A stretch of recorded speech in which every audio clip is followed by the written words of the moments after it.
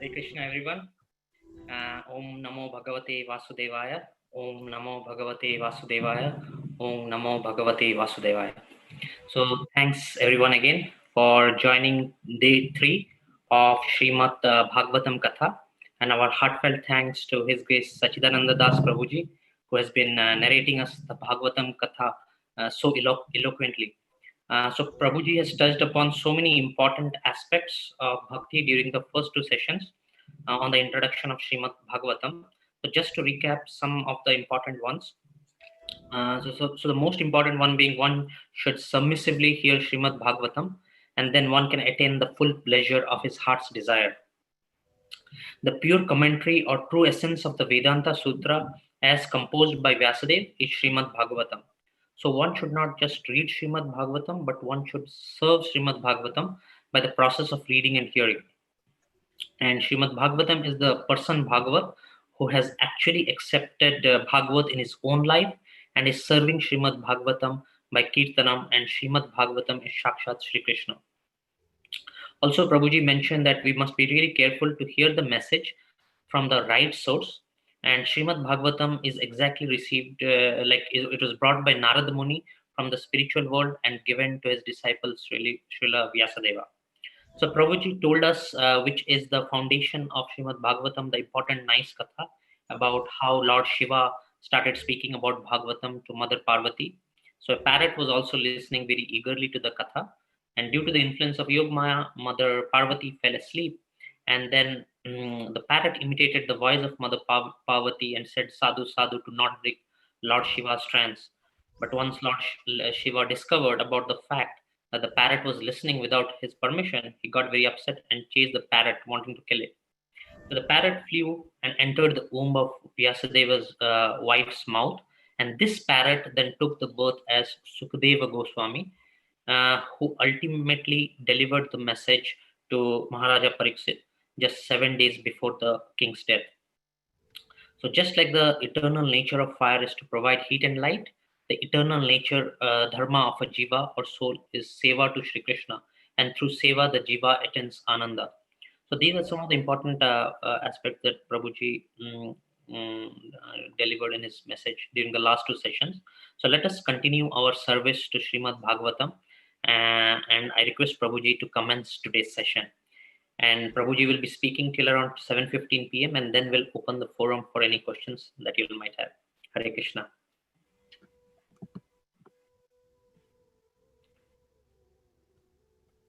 Hare Krishna.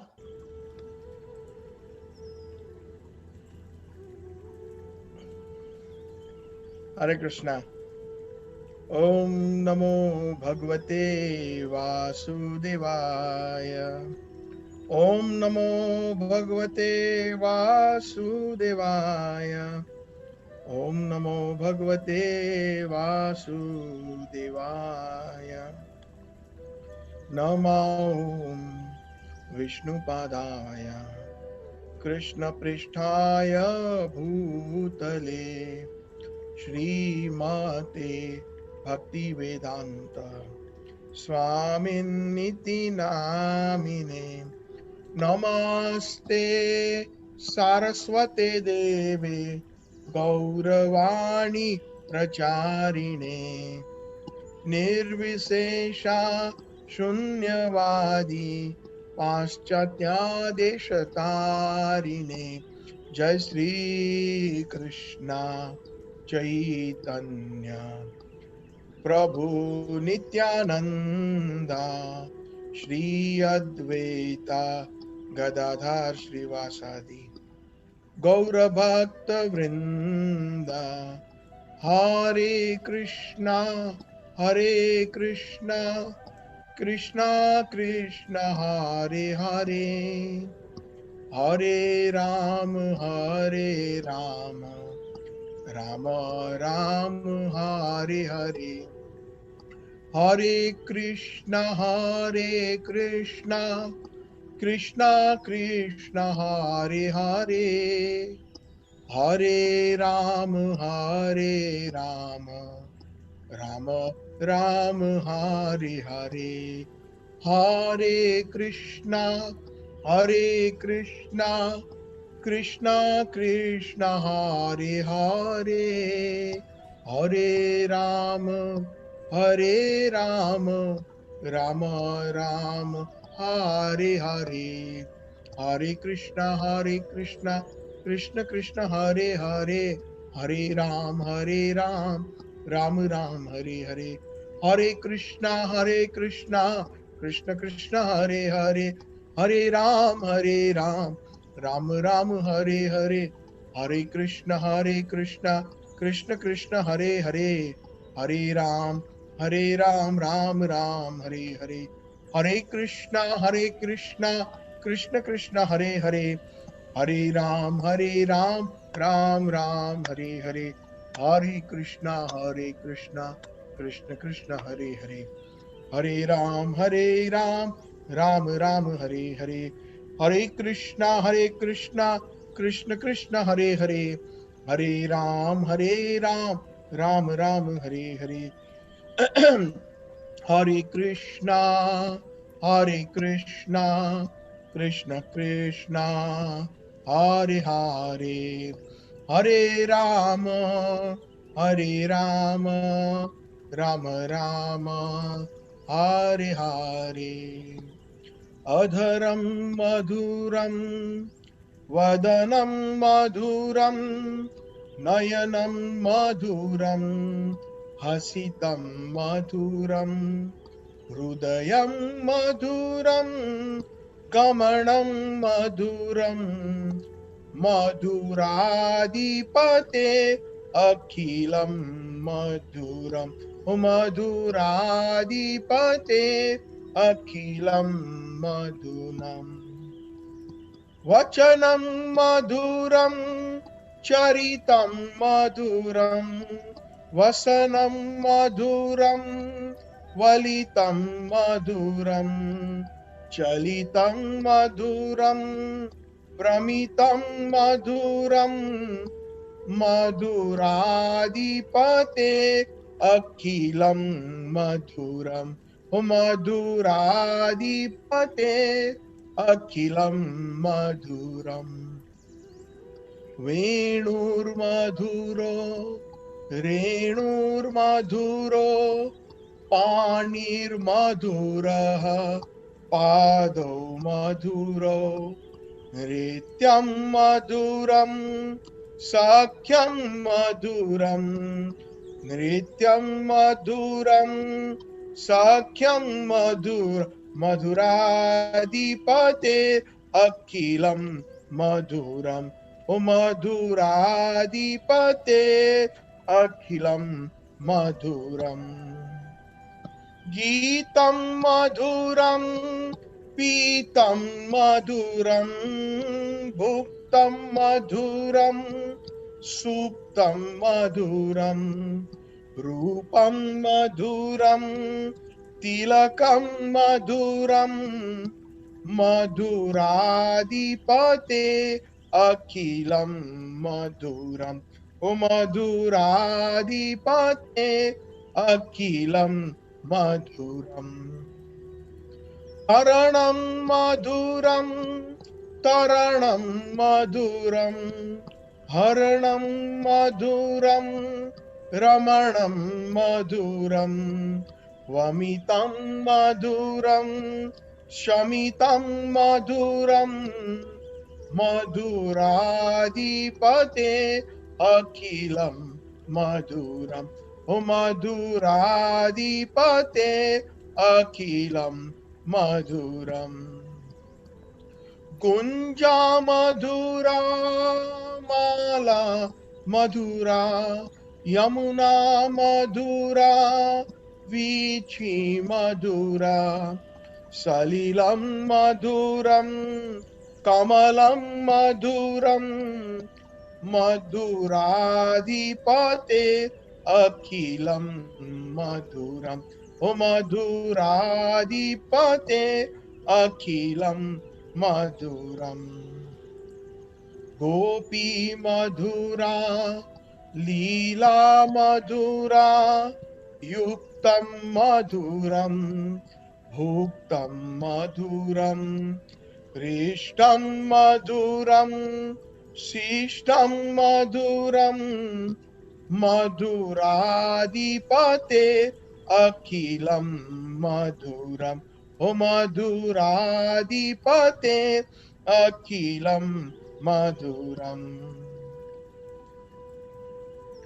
Gopa मधुरा गावो मधुरा यष्टिर्मधुरा श्रेष्ठिर्मधुरा दलितं मधुरं फलितं मधुरं मधुराधिपते अखिलं मधुरम् ओ मधुराधिपते अखिलं मधुरम् ओ मधुराधिपते अखिलं मधुरम्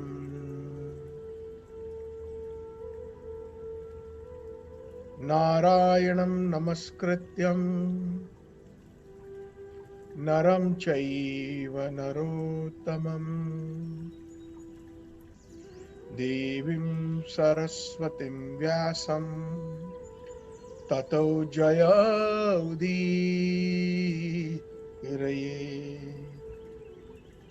शृण्वन्ता स्वकथा कृष्णा पुण्यश्रवण कीर्तनम् हृदि अन्तस्त भद्राणि विदुनोति सुहृत्सताम् नष्टप्रायेषु अभद्रेषु नित्यं भागवत सेवया भगवती उत्तम श्लोके भक्ति भवति नैष्ठिकी आराध्यो भगवान् व्रजेश तनयस् तद्धाम वृन्दावनम् रम्या काचित् उपासना व्रजवधूवर्गेण तया कल्पिता श्रीमद्भागवत पुराणमलम् प्रेम पुमर्थो महान् श्री चैतन्य महाप्रभो मतैदं नायत्र आग्रह परः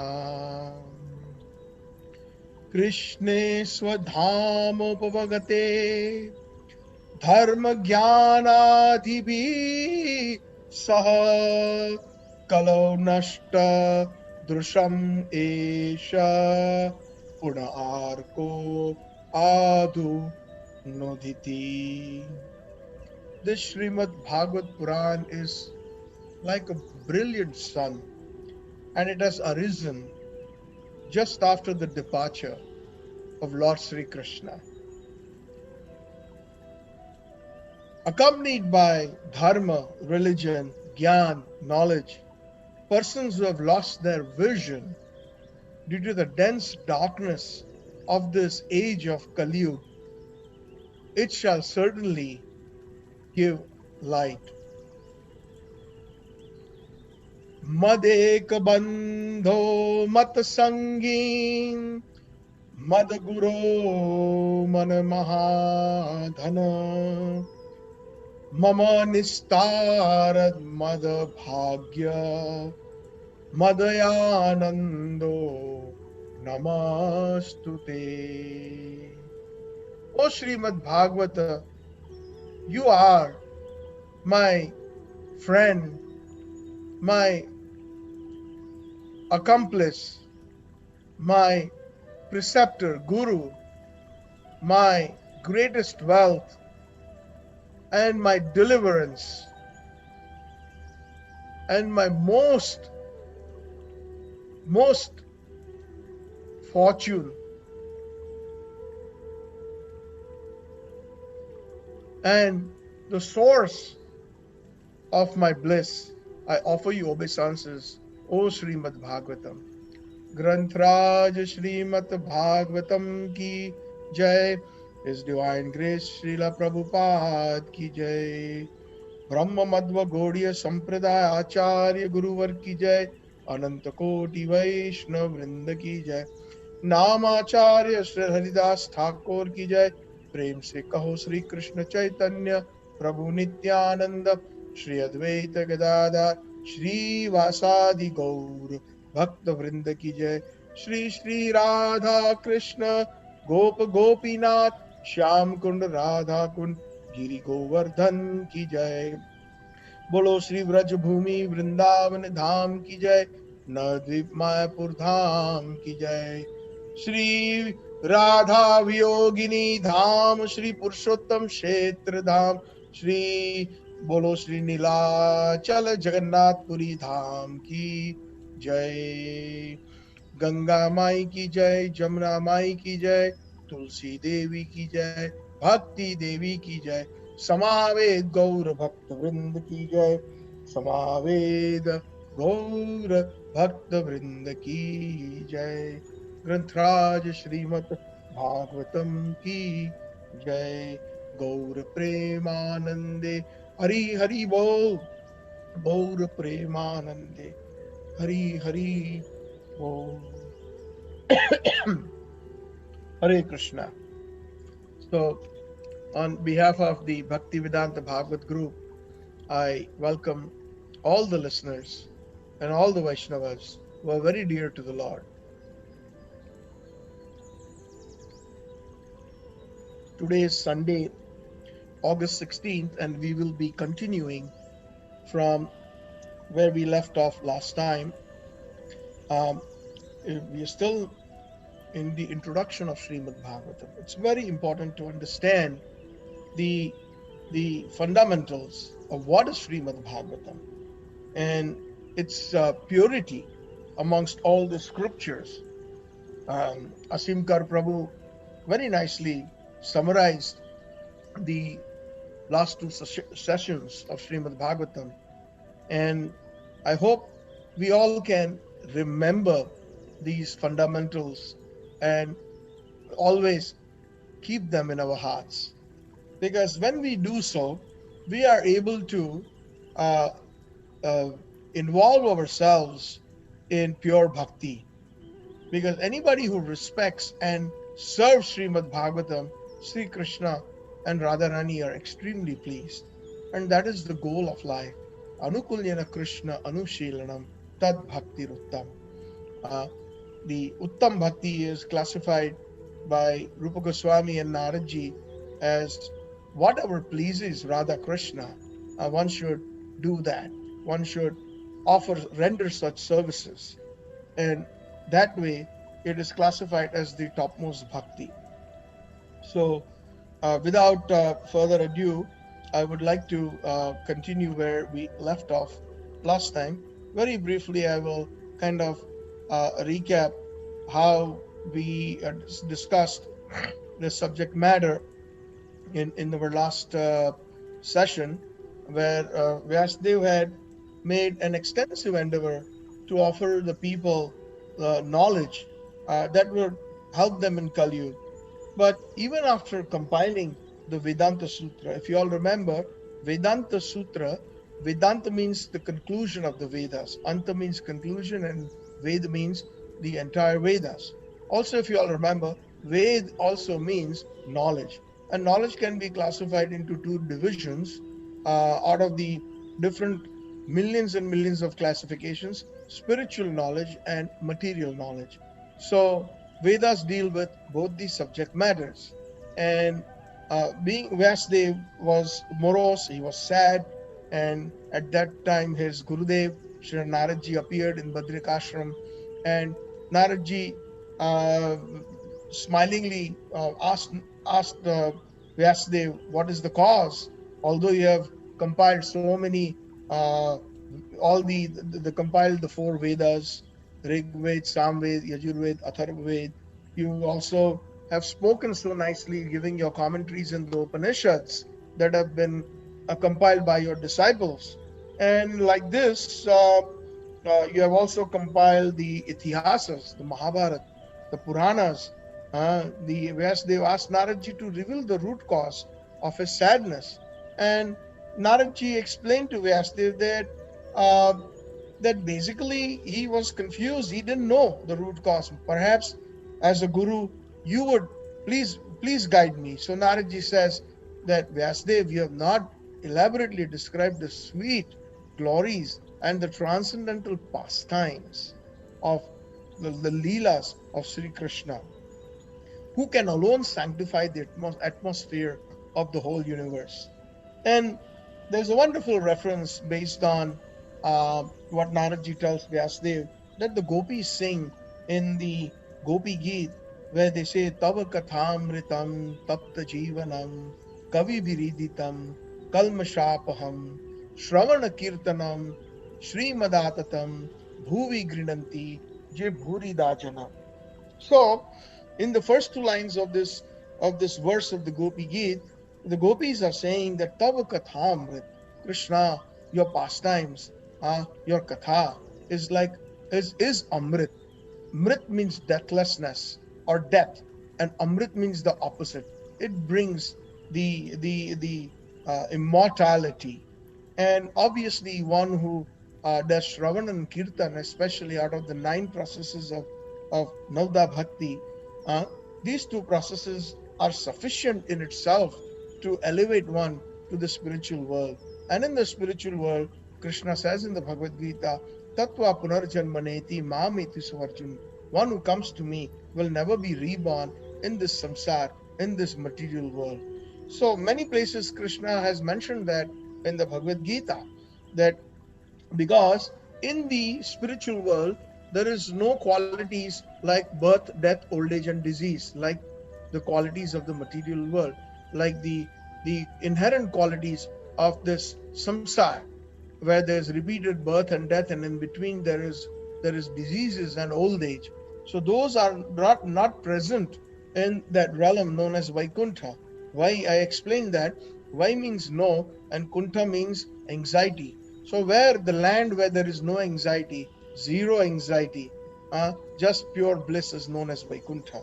Because we are all in full of anxiety due to diseases, due to health reasons, due to money, and so many other miseries are there in this material world. And especially we have anxiety. Everybody is very, the most and the topmost anxiety is the anxiety of death. So all these things are not present. So the Gopi is also saying that Tava Katha Amrit, even while we are present, we will feel the internal presence of the soul, which is Nitya Krishna Das. Mahaprabhu has said, Jiver Sharup Hoy Nitya Krishna Das. The the constitutional position, just like Asimkar Prabhu remembered so nicely, the constitutional position of the dharma of fire is heat and light. One cannot separate heat and light from fire. Otherwise, that will not call be that particular entity will not be called fire. Similarly, the jiva or the soul's constitutional position or the eternal dharma, the paro dharma of the jiva is is Yato Bhakti Radhokshaje, Bhakti to the Supreme Personality of Godhead, Sri Krishna. That is also the verdict of Srimad Bhagavatam. So, like this, the Tava Kathamrit, when we hear the glories of Sri Krishna, the pastimes of the sweetness of Sri Krishna, it is like nectar. Like, although we may have so many problems in our material life that we may be, but especially when we are serious and sincere of serving Srimad Bhagavatam, all those problems will become the crossing of this material world. Srimad Bhagavatam describes in one place will become by jumping over uh, the water that is filled in a small calf's hoof print in the mud. If you have seen in the villages, there is footprints of the cows, and there is footprints of the little baby calves. And sometimes when it rains, water fills up in those little footprints. So the footprint of the calf is so small, and it's like simply, just crossing over.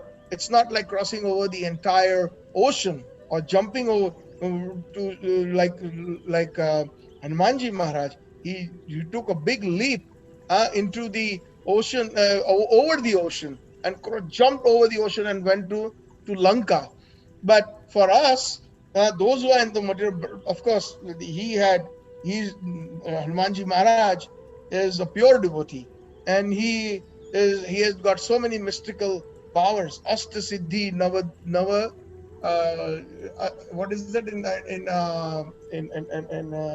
Hanuman Chalisa? Asta Siddhi Nava Nidhi Ke Data. So he has got all the different eight perfections, the siddhis. But somebody like us who are engrossed in our practical life of material world with so many issues, Srimad Bhagavatam can come as a savior, and we can cross over this material world and this materialism. Although we are in this material world, just like crossing over the little calf's footprint, uh, which is in the mud filled with little water. So that little water is hardly a few millimeters. Uh, so similarly, at the time of death, we will be able to cross over this bhavasagar, which is reduced to the footprint of a calf filled with water. So this is amazing. And as we listen, our hearts will be cleansed. And this is the process of serving Srimad Bhagavatam. So Naradji advises Vyasdev that you have not sufficiently described the sweet glories and the sweet pastimes of Sri Krishna. Although the Vedic literatures contain information about the Supreme Lord, it is not that you have not written information. The Vedas have a lot of information of the Supreme Lord and the path of bhakti. Here and there you have also mentioned bhakti, but you have also mentioned along with that other paths like karma yoga, jnana yoga, etc., dhyana yoga, and so many other various levels of piety. And piety or punya karma keeps people in the material world. You have to understand, we have explained that before, that pap and punya, they both keep us in this samsar, which is like a jail. The only difference is that somebody who has done punya karma, like let's say charity, building school, colleges, hospitals, philanthropic works, etc., then they are given an opportunity once they leave this current body. They are given an opportunity to go into the higher places in this material world, which is the heavenly planets. There are 6 different heavenly planets, so depending on the degree of piety or punya karma. But it is like a 14-story jail. This Brahman or this material world is like a 14-story building, where the middle or the ground floor is the earthly planet or the earthly planet system. And then above there are 6 stories. Those 6 stories are 6 different heavenly planets. And there are 7 stories beneath earth or beneath the ground floor or the basement, which are 7 different hellish planets. So if somebody does any kind of impious activities and their weightage at the time of death, their weightage is on a scale. If pious activities are less and impious activities are more heavier, then they are taken to the hellish planets. All this information is given in the Shastras. Even there is a very nice conversation in the Srimad Bhagavatam.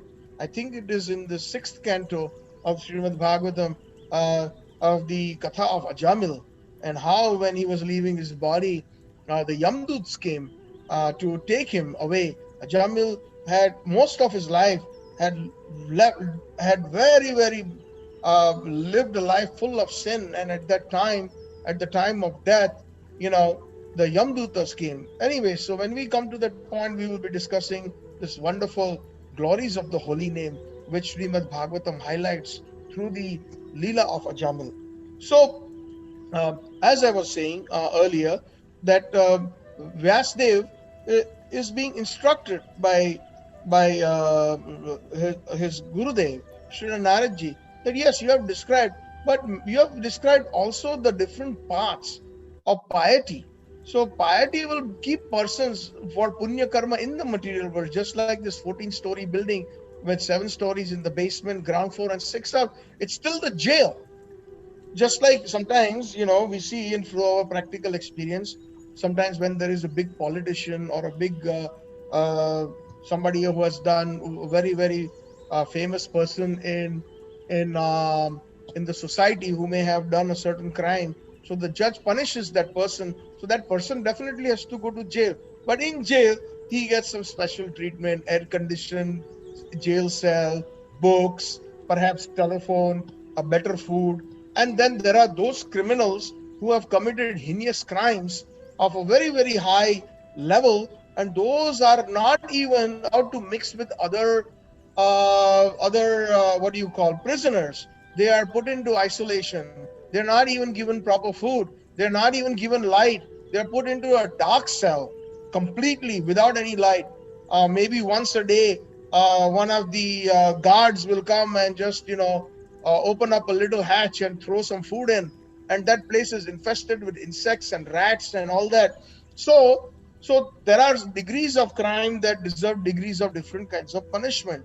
So similarly, but at the end of the day, that so-called big politician or that white collar criminal, he's still in jail. And that other than criminal who has committed the heinous crime of murder, etc., he's also still in jail. So the thing is that piety also keeps us in this jail of samsara. And samsara means, please remember, repeated birth, death, and in between, old age and disease. So Vyasdev is being instructed that yes, you have elaborately described all this in the Vedas, about piety, about jnana, about karma, etc. So, like this, even such description, Vyasdev said that you have to describe the beautiful pastimes of Sri Krishna specifically. Moreover, the pastimes of He who is the source of all the incarnations, all the avatars. You have not elaborately described that. So you please do that. Like this, and especially you have not described Sri Krishna and Vrindavan Dham, specifically of Vraj Dham, the love of the Vrajvasis, the Raganuga Bhakti, Raga Anuga Bhakti.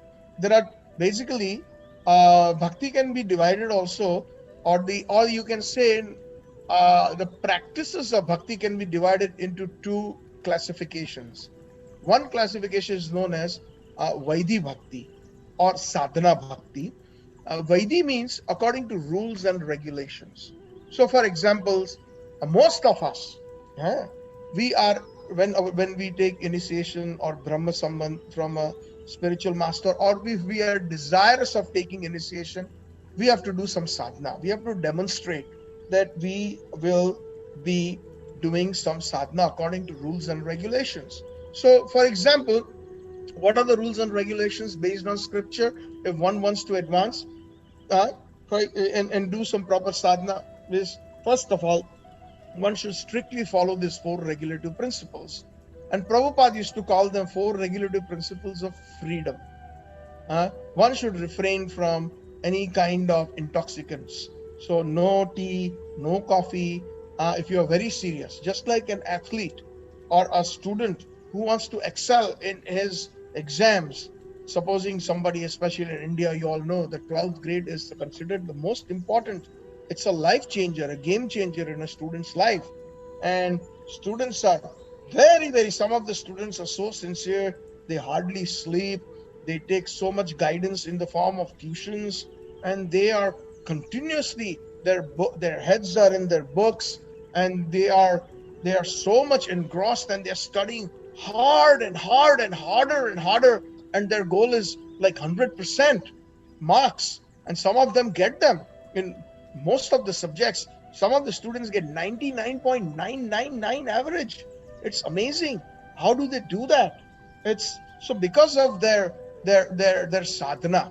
That is also sadhana, because of that practice that they have done, so much effort they have put in.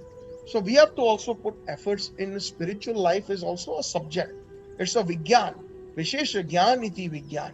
It is Vishesh means topmost, very special, gyan and knowledge. And what is that topmost knowledge? Topmost knowledge is what the Vedanta Sutras and Srimad Bhagavatam teach us. That knowledge is about, for example, Vedanta Sutra says the very first acronym in the Vedanta Sutra is, what is it? Janmadi Asya, which are the first two words of Srimad Bhagavatam. Everything emanates from you, O Sri Krishna. You are the source of everything. in the material world, in the spiritual world. The second acronym means these are short, maybe 2 words, 3 words, 4 words, that are short verses that actually can be elaborated further.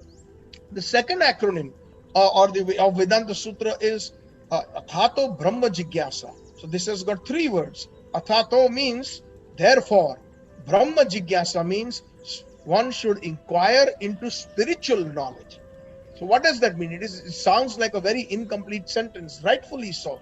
But Vyasdev has simply put those little aphorisms or those sutras so that when the teacher or the guru has just got this clue, so then he elaborates on these sutras like Janmadiyasya or Athato Brahma Jigyasa, and then there is so much elaboration. Then the Vyas or the expound, the explanations are given from different references of the Shastra. What does Athato Brahma Jigyasa mean?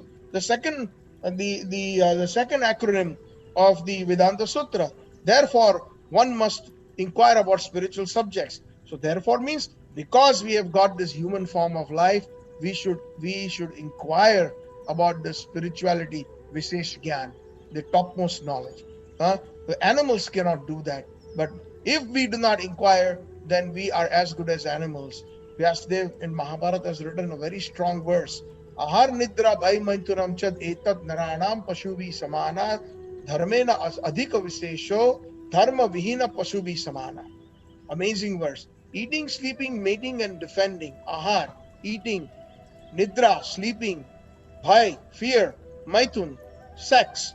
Ahar nidra bhai maitunam cha, and ahar nidra bhai manturande etad naranam pashubi samana.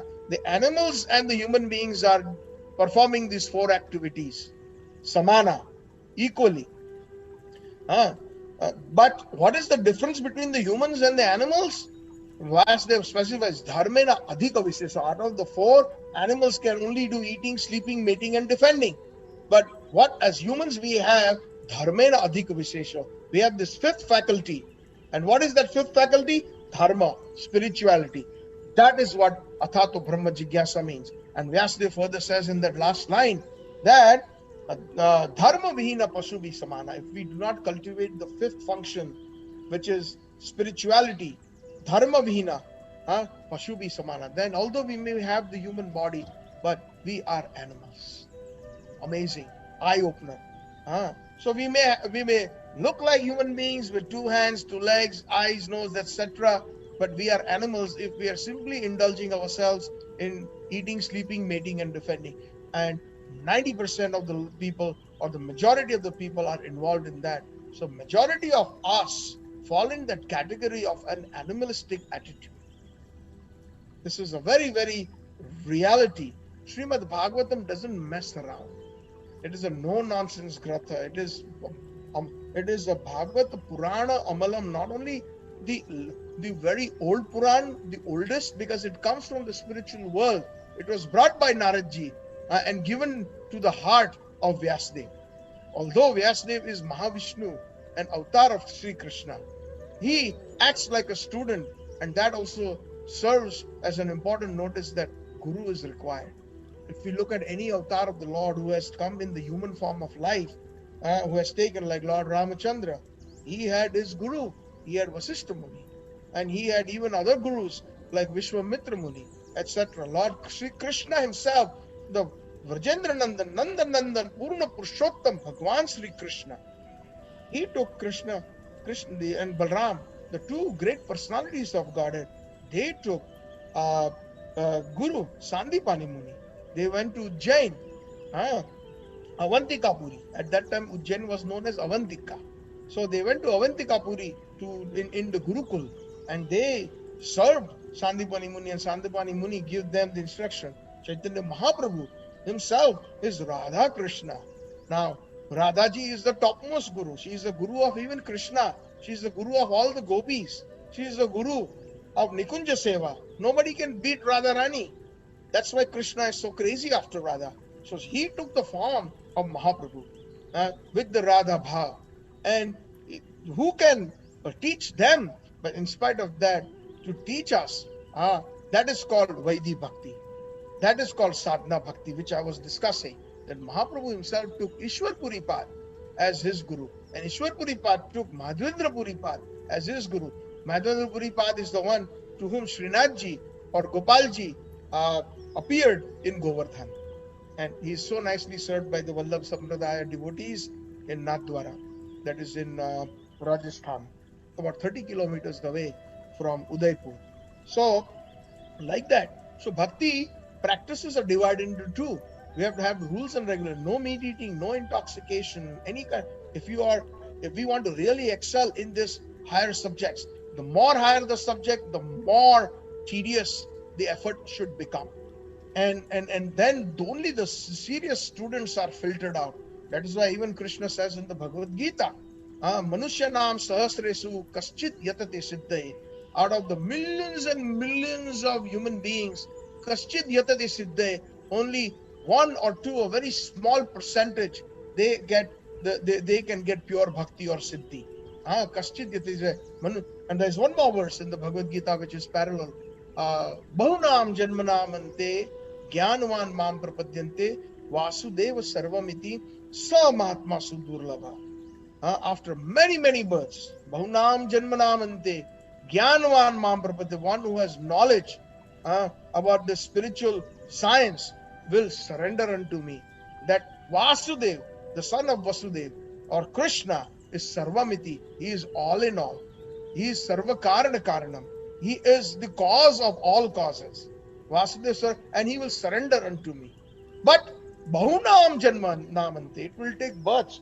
Supposing if we are listening right now to Harikatha, whether it is Bhagavad Gita or any other scriptures, it is not so easy that we can be promoted immediately to Vaikuntha or Golok. It is a process. But the good news is that whatever little we have obtained in this life regarding bhakti, it will carry on. If we have to be reborn, then first of all, there are two great advantages. We will at least get a human birth. And secondly, we will carry on from that point where we left off in our last life. So let's say, as an example, if somebody, just to put a number so that we can comprehend this example or this, what I'm saying very easily, is let's say if somebody did 30%, they'll reach the level of 30% of devotional service or bhakti in this life, and they leave their body, they quit their body, it happens, and then they are reborn. They will be reborn. First of all, Krishna even says in the Bhagavad, actually there are 3 points. They will be born in a Vaishnava family, Srinmata Gehe, in an aristocratic family, in a Vaishnava or a Brahman family. They will be born in that, so that they can continuing education will happen in bhakti. Let's say in the second lifetime, they achieved about 65%. So then they have to come back again. And in the third lifetime, again, let's say, for example, they're born as human beings and nice guidance of wonderful Vaishnavas, Vaishnava parents, sanskari, with good sanskars, etc. And let's say he completes the other 35%. So then that person goes back to the Vaikuntha, to the other different Vaikuntha planets, based on the bhav that devotee has for the Supreme Lord. Of course, if someone has that perfect bhav for Nandan Nandan, Yashoda Nandan, Radharaman Krishna, Gopijana Vallabha Krishna, and so many names, then like that, in that bhav, then obviously they will end up in Golok Vrindavan, the topmost planet amongst the Vaikuntha planets. So as I was saying, there are two delineations of bhakti practices. First is known as the Vaidhi Bhakti, or in Vaidhi Bhakti, strict sadhana is very much required. Waking up early in the morning, performing Mangalarti, following the 4 regulative principles of no meat eating, no intoxication, no illicit sex, and no gambling. So when all these things are, those make the environment very conducive.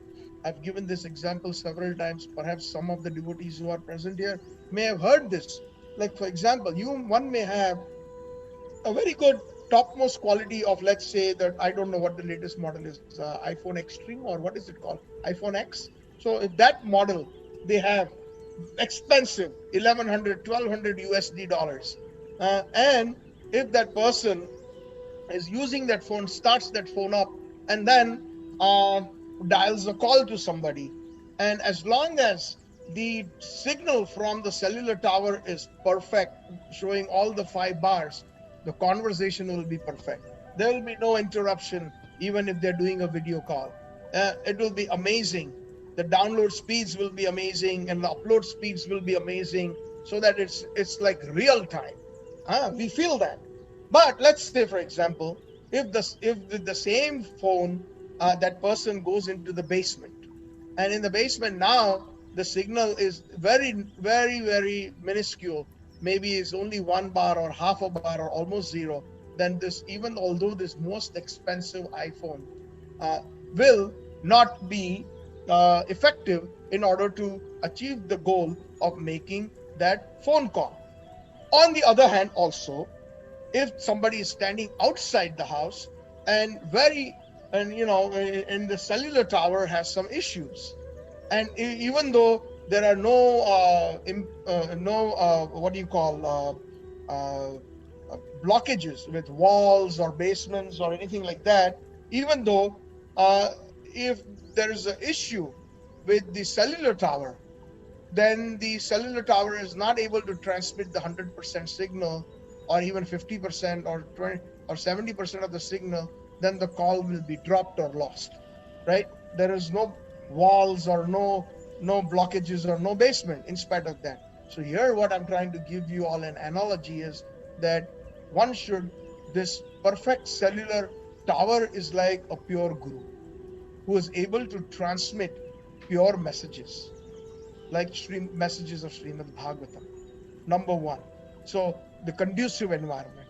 Number two, the or in order to this for this environment to be completely conducive, the listener has to have a pure heart, or at least a desire to serve Srimad Bhagavatam and desire to serve Sri Guru, the one who is speaking, with humility.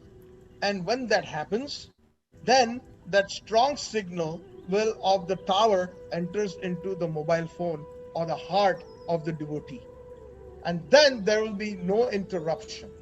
But when this person goes into the basement, and the signal, although being very strong, a pure devotee may be speaking, ah, maybe speaking the purest messages, it doesn't go inside because there are blockages and blockages like basement walls and ceilings, because our heart is so much blocked due to time immemorial, due to the anarthas.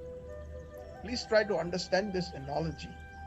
So when these anarthas are there, the misgivings that are there, kam, krodh, moh, matsarya, etc., so many misgivings that are there.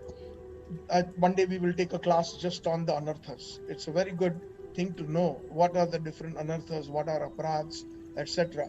So those anarthas are an impediment. Although the transmitter is perfect, is transmitting 100%, but the instrument or the person is not able to receive that pure message, and because of the impurity within their hearts. So what can the guru do? So Srila Prabhupada gives a nice example. The the mercy or the kripa of the pure Gurudev or the spiritual master is exactly like the sun. The sun is equally shining upon the rivers, upon the mountains, upon the ocean, upon the land, everywhere. But what can the sun do if one refuses to come out into the sunlight? Right? If somebody just using their independence, they refuse to come out into the sunlight, then so the kripa of Krishna is always there. The kripa of Gurudev is always there. The kripa of Srimad Bhagavatam is always there.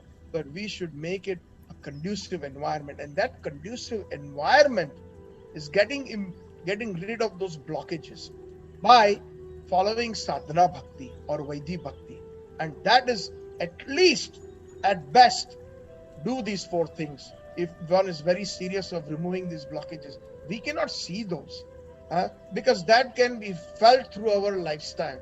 We can see through our activities how much we are materially attached, and those things because of those blockages. So we may be hearing from hearing a pure message. But because of our practices of meat eating, gambling, intoxication, uh, and illicit sex, it is Shastra. The Shastra very clearly says that one who is a very serious student, then they have to give up these things. What are those things?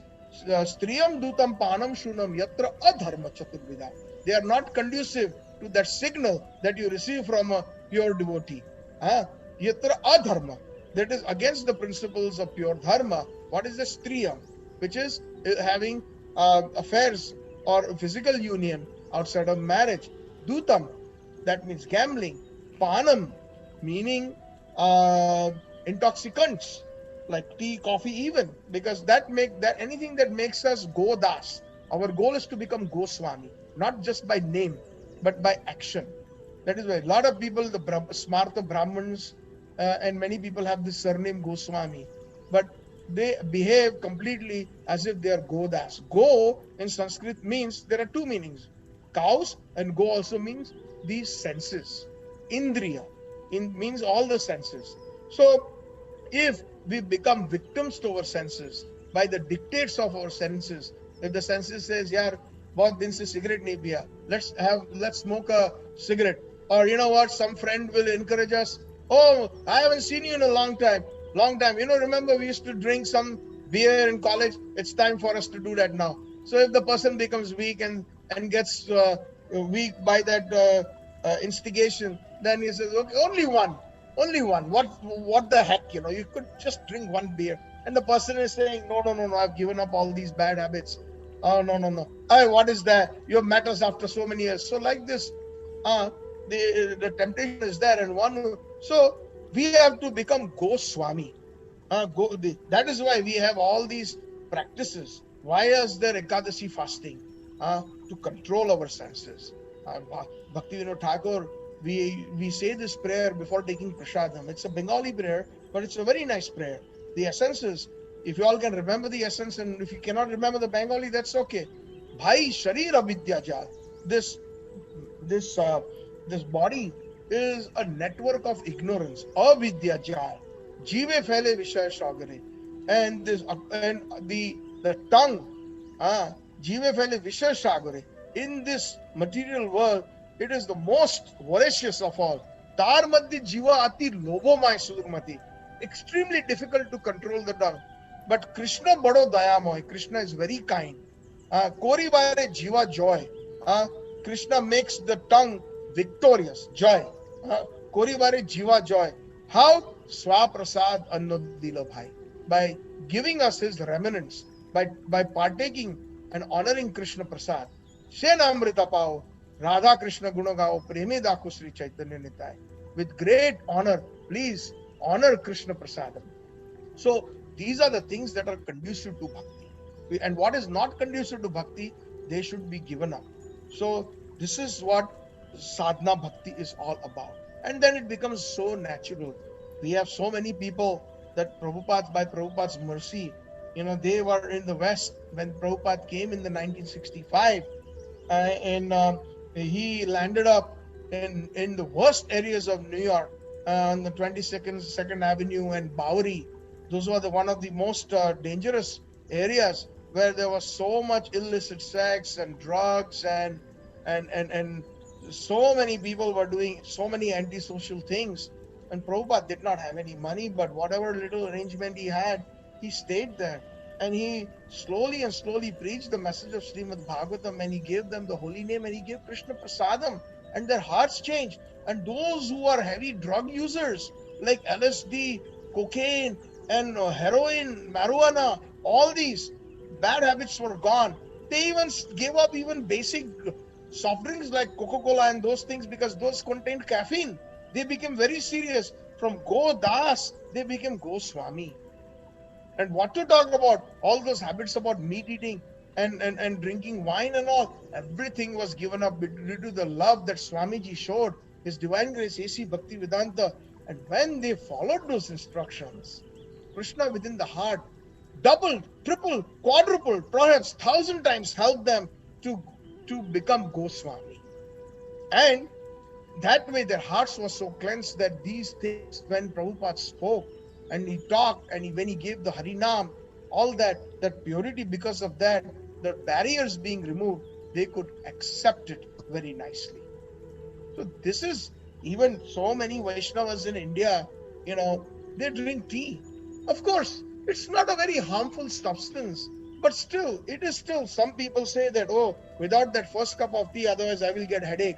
I cannot perform nicely. That means that tea and your tongue is being controlled by this external substance. So the and the whole idea is to get rid of this mentality that I am this body. Please try to understand this basic fundamentals. What I'm trying to drive here, our first goal and the most primary goal, it is like one who is admitted in, let's say, a very big name college or university. They have already gone through the preliminary classes and prerequisites before they can even get admission. So even to get into the admission of the spiritual school, the real spiritual school, is we have to understand thoroughly that we are not this body, we are a spirit soul. Aham Brahmasmi, I am a spirit soul. And we have to understand that's 50% of the realization. The other 50% of the realization would be that I am an eternal servant of Sri Krishna. Uh, or when Sri Krishna means Krishna's devotees, Krishna's paraphernalia, Krishna's name, everything. Like I explained that a great president or prime minister, when they say that Prime Minister Modi or President Trump is going to Japan for the G20 summit, so obviously when they telecast it in the news, it is obviously understood that they have their plane loads of ministers and advisors and cooks and chefs and even their own family members, like their spouse, etc. So uh, Krishna is never alone. We have to understand that it's always in any of his leela, whether it's Lord Narayana or as Lord Ramachandra, the parshads or the associates are always there.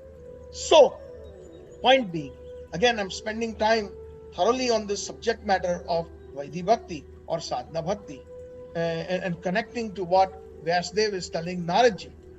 Sorry, Naradji, other way around. Naradji is telling Vyasdev. So these practices are very important to become Goswami. And as we purify, all these higher sciences will be understood very easily. Just like a student who is very attentive in class will always excel than that last bencher who is always making jokes and perhaps doing using his uh, phone and sending messages and not paying attention to the professor. So, like that, that conducive environment is required, and that can happen only through under the guidance of a pure devotee, which is known as sadhana bhakti. It is known as Vaidhi Bhakti according to rules and regulations. And the rules and regulations: no meat eating, no intoxication, no illicit sex, and no gambling. These are the don'ts. And a good doctor or a good spiritual doctor will also recommend what should we do. Just like if I have severe diarrhea and if I go to the doctor will first of all say, these are the don'ts. Don't eat anything oily, greasy, no pakoras, no heavy foodstuffs. You have to eat simply. So those are the don'ts. And what are the do's? The do's are, I'm going to give you medicine. Please take to it. So the spiritual doctor says our medicine is what? Hare Krishna Mahamantra.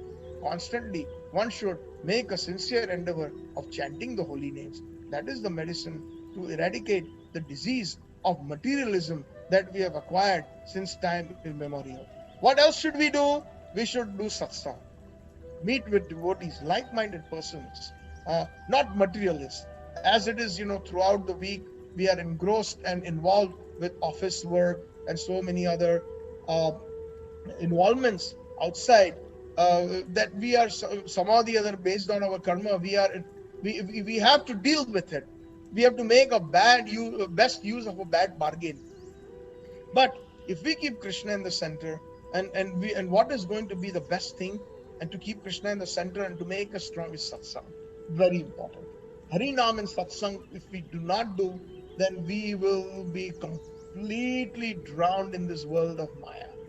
I'm telling you, really, please take these instructions of these are actually the instructions of Chaitanya Mahaprabhu, and obviously the the great acharyas, no matter who or which pantha they are following, it's still the same instructions. Satsang, Harinam, read the pure scriptures like Srimad Bhagavatam, Bhagavad Gita, or hear. Same thing. If you are not able to read, not take out the time, then take the time to hear. It's very important to do that. And then we should also, when we have time, we get our holidays, etc. Obviously, now in the COVID environment, we can't do that. But when we get time, visit the holy places of pilgrimage. Go to Vrindavan, go do Raj Bandal Parikrama, and do all those things. Those are very conducive to bhakti. So bhakti anukulya karya jo kare jo svikar, bhakti pratikula bhava varjan angikar. Whatever is conducive to bhakti, we must accept, and whatever is not conducive to bhakti, we must reject. And that is what sadhana bhakti or Vaidhi bhakti is. Those rules and regulations. They're just like that sincere student who wants to really excel and bring that 100%, in their class, so that they get admission in the best of the schools and colleges. So then, once one excels in sadhana bhakti or Vaidhi bhakti, one enters raganuga bhakti.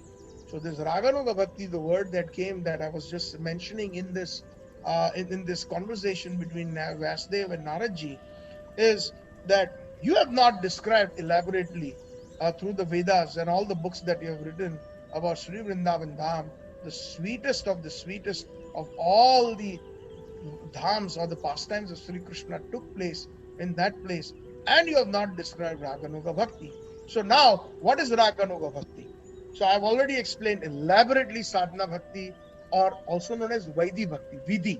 Vidhi means according to rules and regulations. Strictly follow Ekadashi on fasting and all these things. That is rules and regulation that will help us control our senses, and then we will realize that I am not this body, I am a spiritual soul, and I am the eternal servant of Sri Krishna. I am the das anudas anudas anudas of Sri Krishna. When that realization comes, then we become Brahma Bhuta Prasanna Atmana Shochati Na Kankshati Sama Sarveshu Bhuteshu Mad Bhakti Labhate Param. Sri Krishna mentions this in the Bhagavad Gita, that one who has attained that level has become a Brahma Bhuta, has become completely situated on a spiritual platform. And Prasanna Atma, always very happy. A Vaishnava is always very happy. Vaishnava is, only time he's unhappy is Para Dukkhe Dukkhi. When others are unhappy, they are unhappy. But as far as personally they are concerned, they're always happy because they know, they have full realization that they are not this body, they are a spirit soul. So this is Brahma Bhuta. They are Prasanna Atma, always very happy. Na Shochati na Kankshati. They never ever hanker after material things. Na Shochati. And they never ever lament even for any material things. Something happens today, they have money, it's okay. They don't have it money, it's okay. And Sama Sarveshu Bhutashu. That is the quality of that lakshan, of that highly realized spiritual soul who has gone beyond the bodily concept, is he looks upon everybody equally. He sees everybody equally because he sees that this person is standing in front of me is just a bag of flesh, but inside is the real Atma. And that Atma is connected to Sri Krishna, is an ansha of Sri Krishna, a part and parcel of Sri Krishna. And that is the universal principle of Brahma Bhuta, of what is and that is the way real peace can come. Today we are all fighting with each other, especially in this age of Kali. Kali Yuga. Kali means quarrel. If we translate from Sanskrit to English, Kali means quarrel. And Yuga means a time period or a millennium. So this age, especially Kali Yuga, it's full of quarrels. The moment you take your remote control, you turn on to any news channel, look at how many positive news are there. 99% of the news are bad news. Today somebody got mugged, somebody got stabbed, this politician did this, there was bombing in Lebanon, and this and that. And if you look at that, if you analyze that, it's just such a horrible thing. How can we? Because most of these persons are in need of that realization that I am not this body, I am a spirit soul, and we have one common principle of Sri Krishna. If we do not realize that, we cannot get that real peace. That Ishavasham idam sarvam yat kinchana jagatyam jagat tena taktena bhunjita magrida kasvasiddhanam. Ishopanishad, Ishavasupanishad, that everything belongs to Krishna. Ishavasam idam sarvam, everything belongs, and one should not take anything that is not belonging to them, according to one's karma. But we all have this greedy propensity in us. We want more and more and more and more, even though we have enough. How much can a man eat? Couple puris, or maybe 5 puris, 2 chapatis, little bit of sabji, you know, maybe some kulfi, ice cream, kheer. How much does it really cost? Even then, we are trying to make that endeavor to gather more and more and more money. That greed is there. Those anarthas are there. So when we go beyond those anarthas, we enter into those spiritual practices beyond the Vaidhi Bhakti, or known as Sadhana Bhakti, which related to Vaidhi Bhakti, into Raganuga Bhakti. That Raga means deep attachment, and Anuga means to follow in the footsteps of those devotees who have deep attachment for Sri Krishna. That is called Raganuga Bhakti. And the topmost Raganuga Bhaktas are the Vrajvasis, the true Vrajvasis. Okay?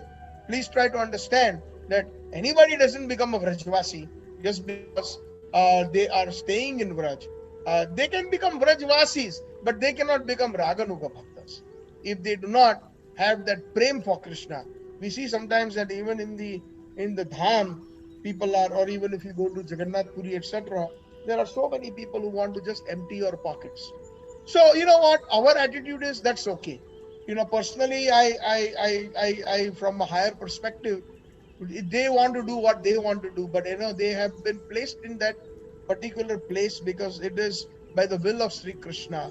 They have done some piety or sukruti they have acquired, so that they are at least born in the dham, whether it is Jagannath Puri or Mathura or Vrindavan. So their job is to ask.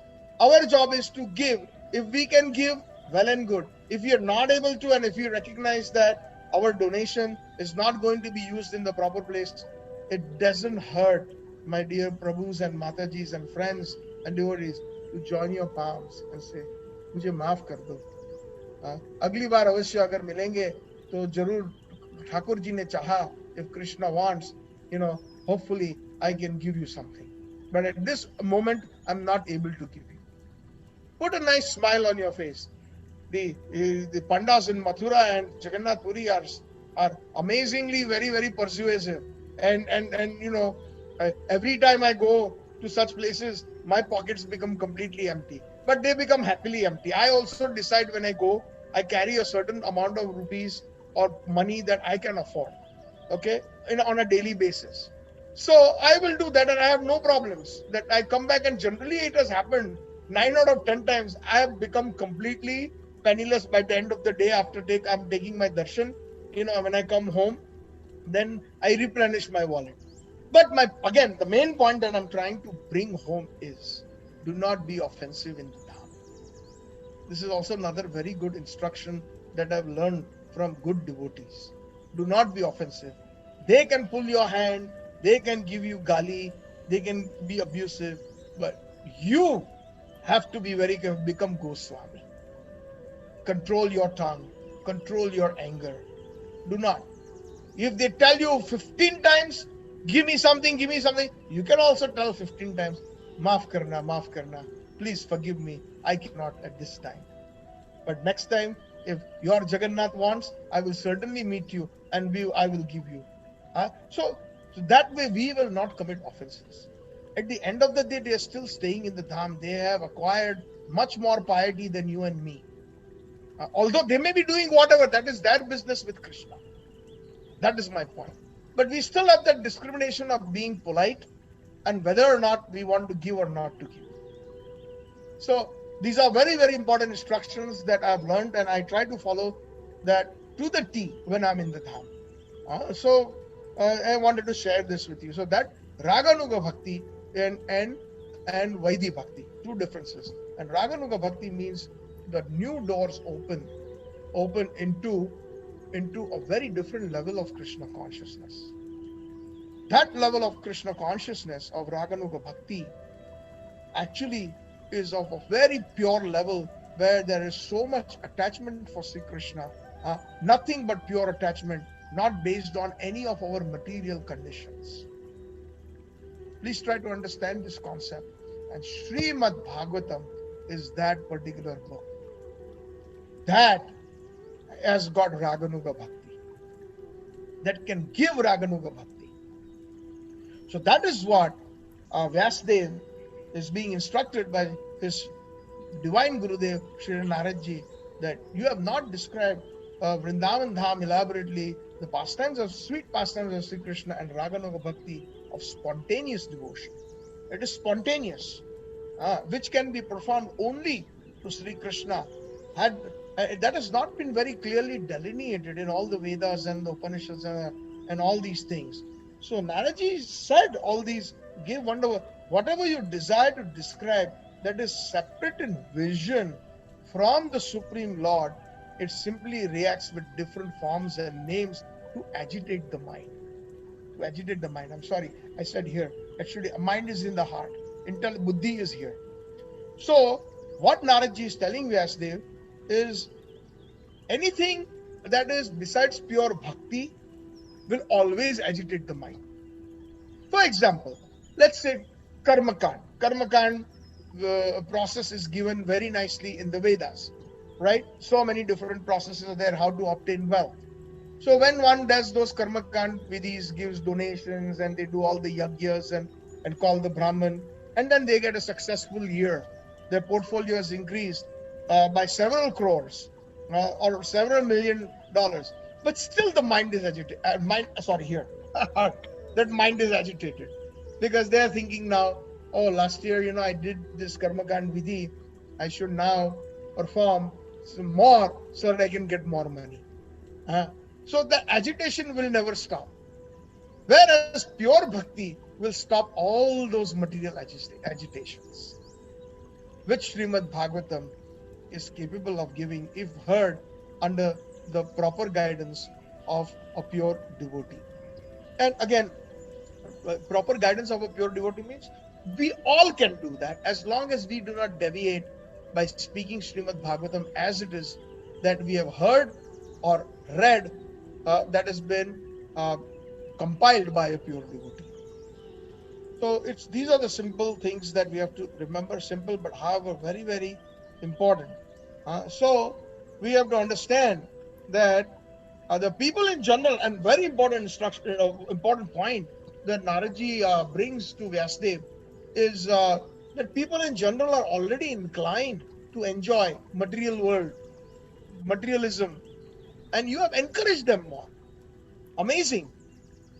Now the disciple has completely surrendered at the lotus feet of Naradji. So now Naradji is blasting him.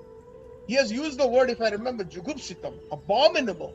What he have described mostly in the Vedas, especially the part where there is most of it is related to dharma, artha, kama, moksha. People perform dharma or dharmic activities, not spiritual, but they perform pious activities so that they can get artha, they can get money. And when they get more money, kama, their desires are fulfilled. Desires don't stop. Supposing today, if we are making $100,000 a year, we always have desires for more material, better car, better home, better this, better that. And then, let's say next year, same time, if that same person is making $1 million a year, you think his desires are going to stop? No. As a matter of fact, desires will even more increase. Material desires will multiply. Now that we want a nicer car, we want a boat, we want a private aircraft. All these things, they keep on adding. There is no limit. So that is the reason why Naradji is saying that people are naturally inclined to join, and you have encouraged them in the name of religion by dharma, and this is verily condemned, jugupsitam, and is quite unreasonable. And because they are guided under your instructions, they will accept such activities in the name of dharma, in the name of religion, and will hardly care for prohibitions. So last time we explained that how in the Vedas there is some provision with a lot of restrictions on meat eating. And people have not cared for the restrictions, but they have quoted the Vedas. That, hey, yes, this has written Vedas, it says you can eat meat, you can eat meat, but there are so many restrictions. But for those people who just cannot give up meat eating and they are so much addicted to it, then the Vedas are kind. Krishna is kind. Vyasadeva is kind. Okay, there is a process so that you can slowly give up meat eating on a particular night, on a particular, under the instruction of a particular person. You have to read the following instructions. Like I'm cutting you, oh animal, I'm sacrificing you, but you have the right to do so in the next birth. And you can do that to me as well. So when the person is actually following those regulations, speaking those shlokas, then the person may start thinking, why am I doing this? Next birth, I may have to become a goat or some animal or a bird or a chicken or something, and I will be cut into pieces. It's not worth it. So like that mentality changes. That consciousness level from that that gross, dense darkness comes towards light. And that is why those provisions are there. But Nanaji has warned people, and that's exactly what happened. That is why Lord Buddha had to appear. Keshava Dhrita Buddha Sarira, Jai Jagadisha Hare. Lord Krishna incarnated himself as Lord Buddha because there was so much rampant meat eating 2,500 years ago that he said that, oh, forget the Vedas. There is no soul. There is no afterlife. Shunya. Everything is zero once you attain death. So Lord Krishna took that role to stop. And then the great emperors like Ashoka, etc. came and became Buddhist, and they spread ahimsa, parodharma. The topmost dharma is ahimsa, non-violence. So at that time, the topmost dharma was not Krishna. It was like that. Then of course, then after that, to re-establish the Vedas, Lord Buddha, after he left, Krishna had to send his dearmost devotee, Lord Shankar, Shankar Mahadev, and he came as Shankaracharya Pad, like that. And then Madhvacharya Pad came, Ramanujacharya came, etc., to establish the pure principles of Vaishnavism. So, like this, he informed him that by taking shelter of bhakti, devotion to Sri Krishna, Vyasadeva would be able to describe Krishna's sweet pastimes. So Vyasadeva, he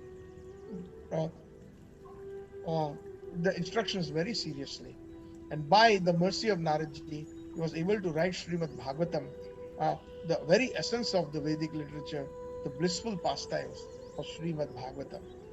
And with a pure heart, Vyasadeva became absorbed in meditation, and through the process of bhakti yoga, pure devotion, he thus saw the Supreme Person Sri Krishna. Just like Krishna gave instructions to Brahmaji in the beginning of creation, similarly, he gave a vision to Vyasadeva, along with his external energy, Maya. There's that famous verse, I think I mentioned that last time.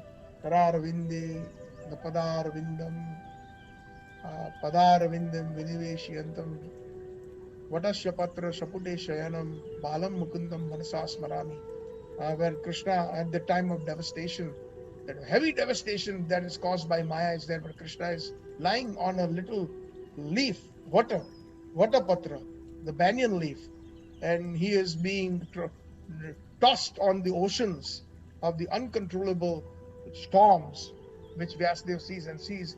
When Vyasadeva was warned by Krishna, you really want to see my Maya? If I show you my Maya, there'll be a major problem, so you think twice.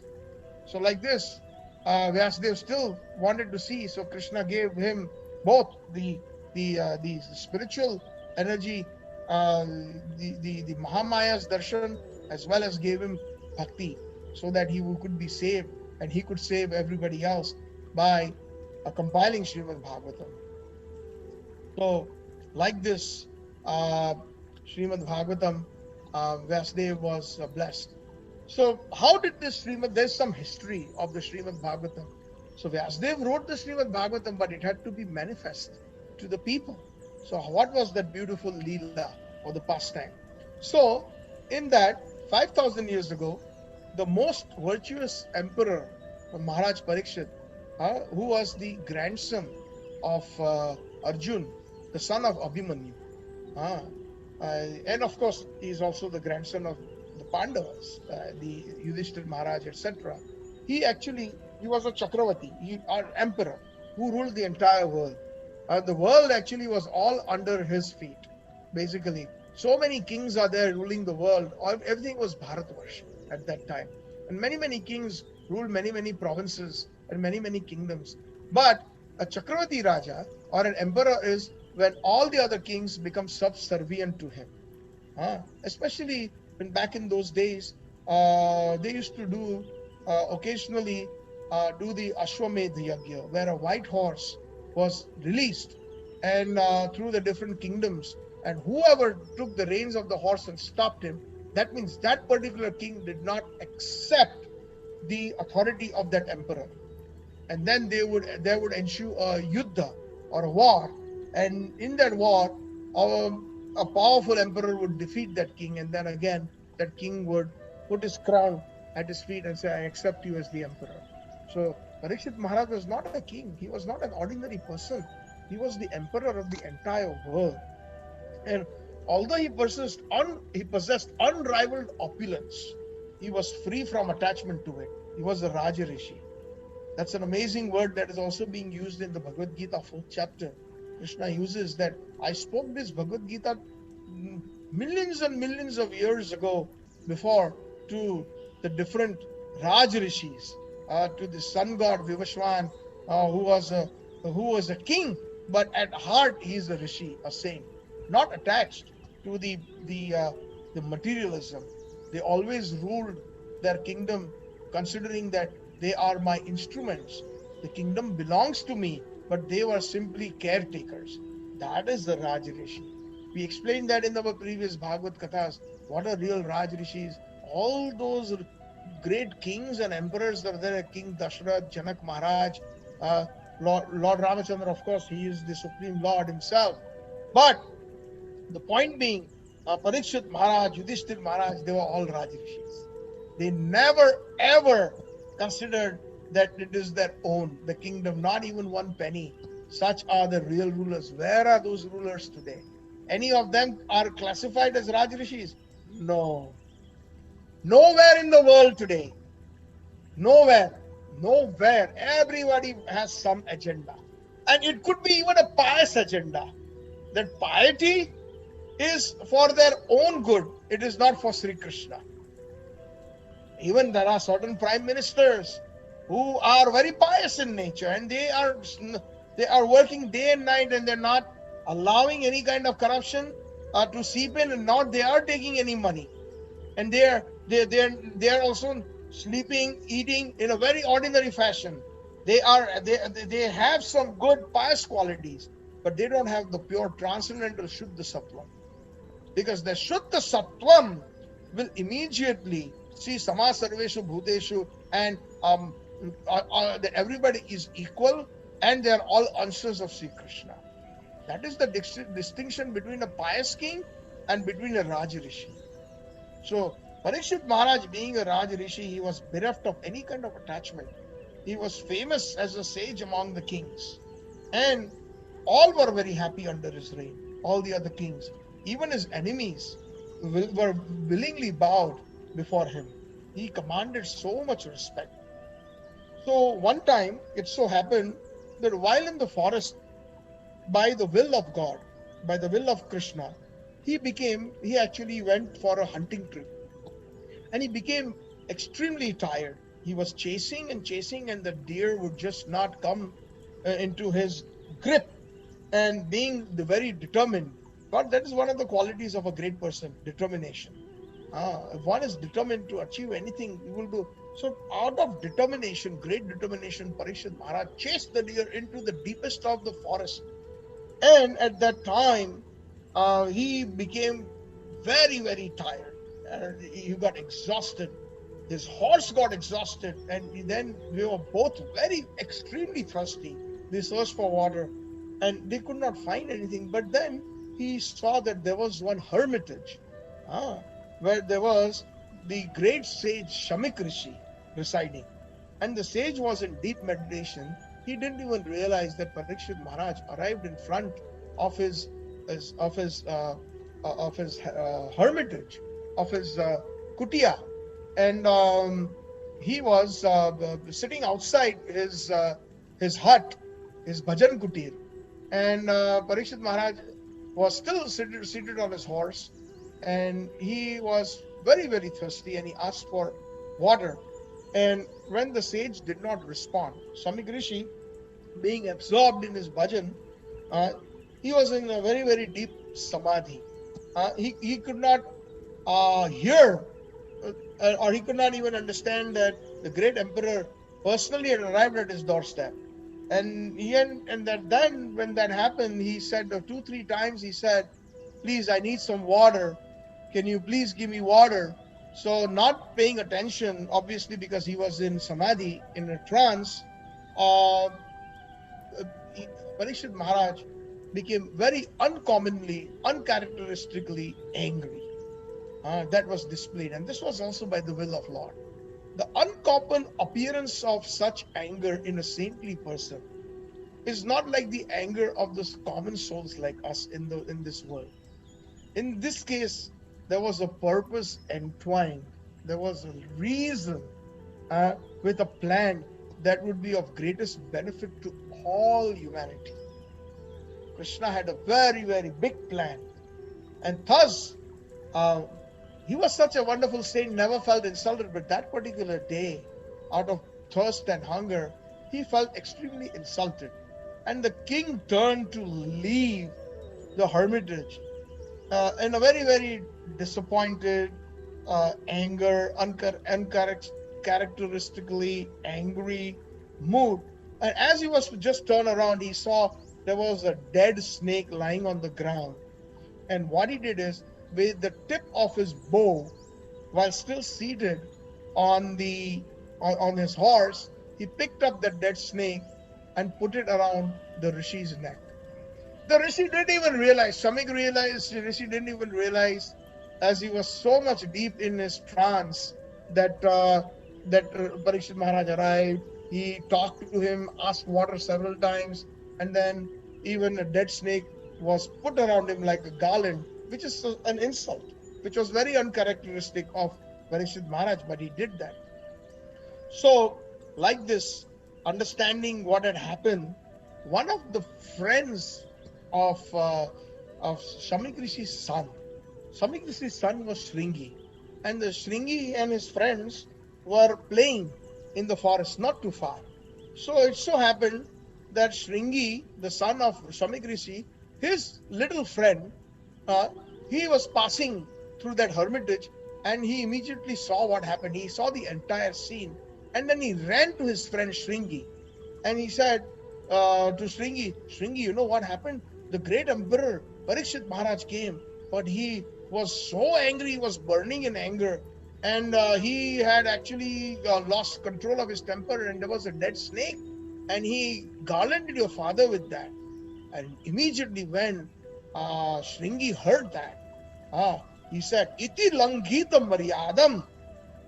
These are the words that in Srimad Bhagavatam, in this particular pastime, is happening in the first canto, 18th chapter of Srimad Bhagavatam, about how Srimad Bhagavatam was manifest for the benefit of the entire world through the Leela, or the pastime, of Parikshit Maharaj and Shaunak Rishi, Shamik Rishi, sorry. So he said, Iti langhitam maryadam. This Emperor Parikshit Maharaj has crossed all lines of social norm. Takshaha saptame ahani. I curse him, that the snake known as a bird snake, that Takshaka was a flying snake, and his name was Takshaka. Saptame ahani, after 7 days, Danshati Sma Kulangaram chodito me tatta druham. This Parikshit Maharaj will be bitten by this snake, the bird snake known as Takshaka, because of him having broken the laws of etiquette by insulting my father.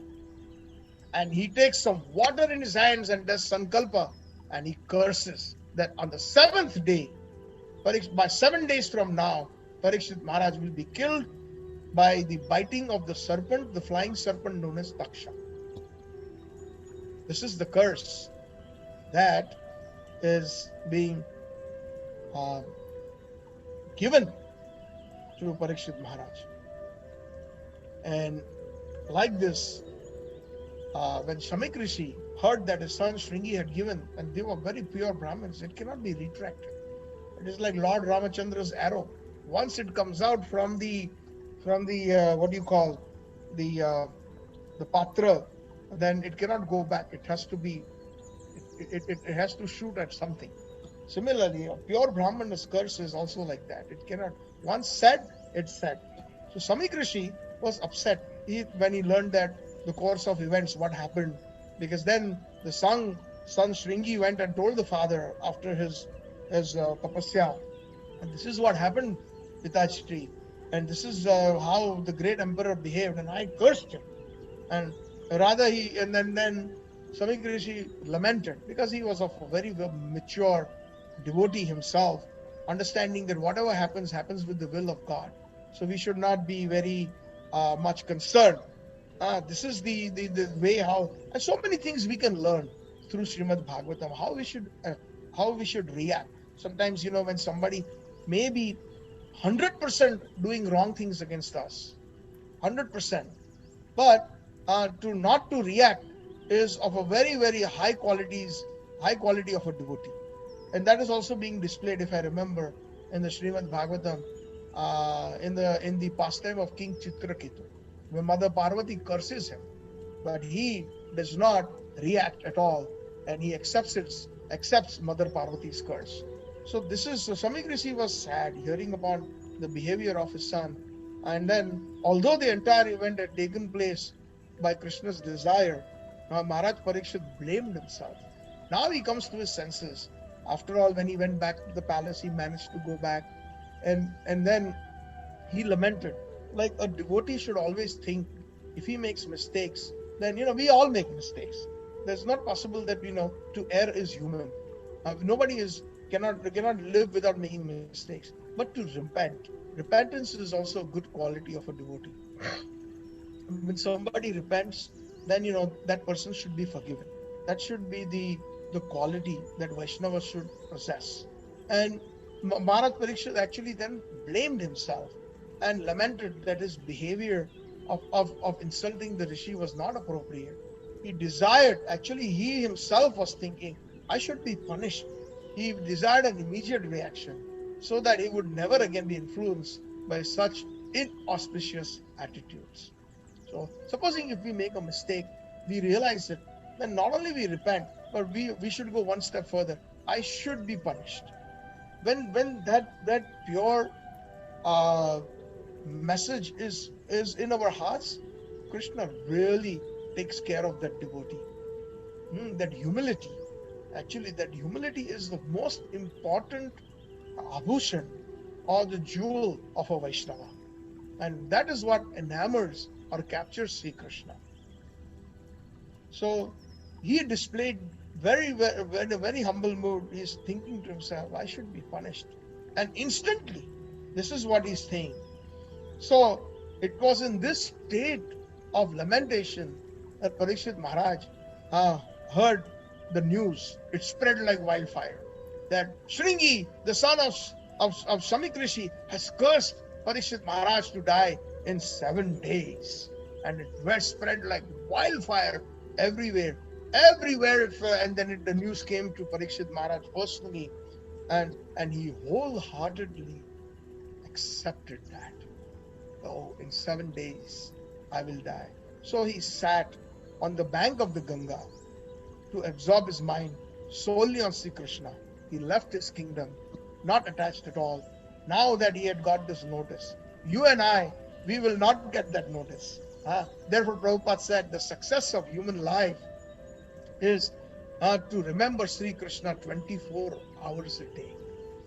So remembrance of Sri Krishna means everything that we do should be in our consciousness, in Krishna consciousness. Whether we are working, Krishna, I'm working because I have a family, I have children, these are your children, I'm just the caretaker. Like Parikshit Maharaj and those great Raj Rishis, emperors, they always thought of themselves as caretakers, as instruments of the part and parcels of Krishna, and that is pure bhakti. So whether one is taking prasadam, that is a Krishna conscious act. One is chanting, one is hearing. All these activities can be Krishna conscious 24/7. And if death comes, we will immediately be transported into the spiritual realm of the Vaikuntha of Golok Vrindavan. Guaranteed. Because we are 24/7 Krishna conscious. So Parikshit Maharaj was very fortunate. He got a 7-day notice. So he actually uh, welcomed it wholeheartedly, and then he gave up everything, the whole kingdom. He dressed up like a sage with a deer skin, very no upper garment, nothing, and he proceeded into the forest towards the Ganga.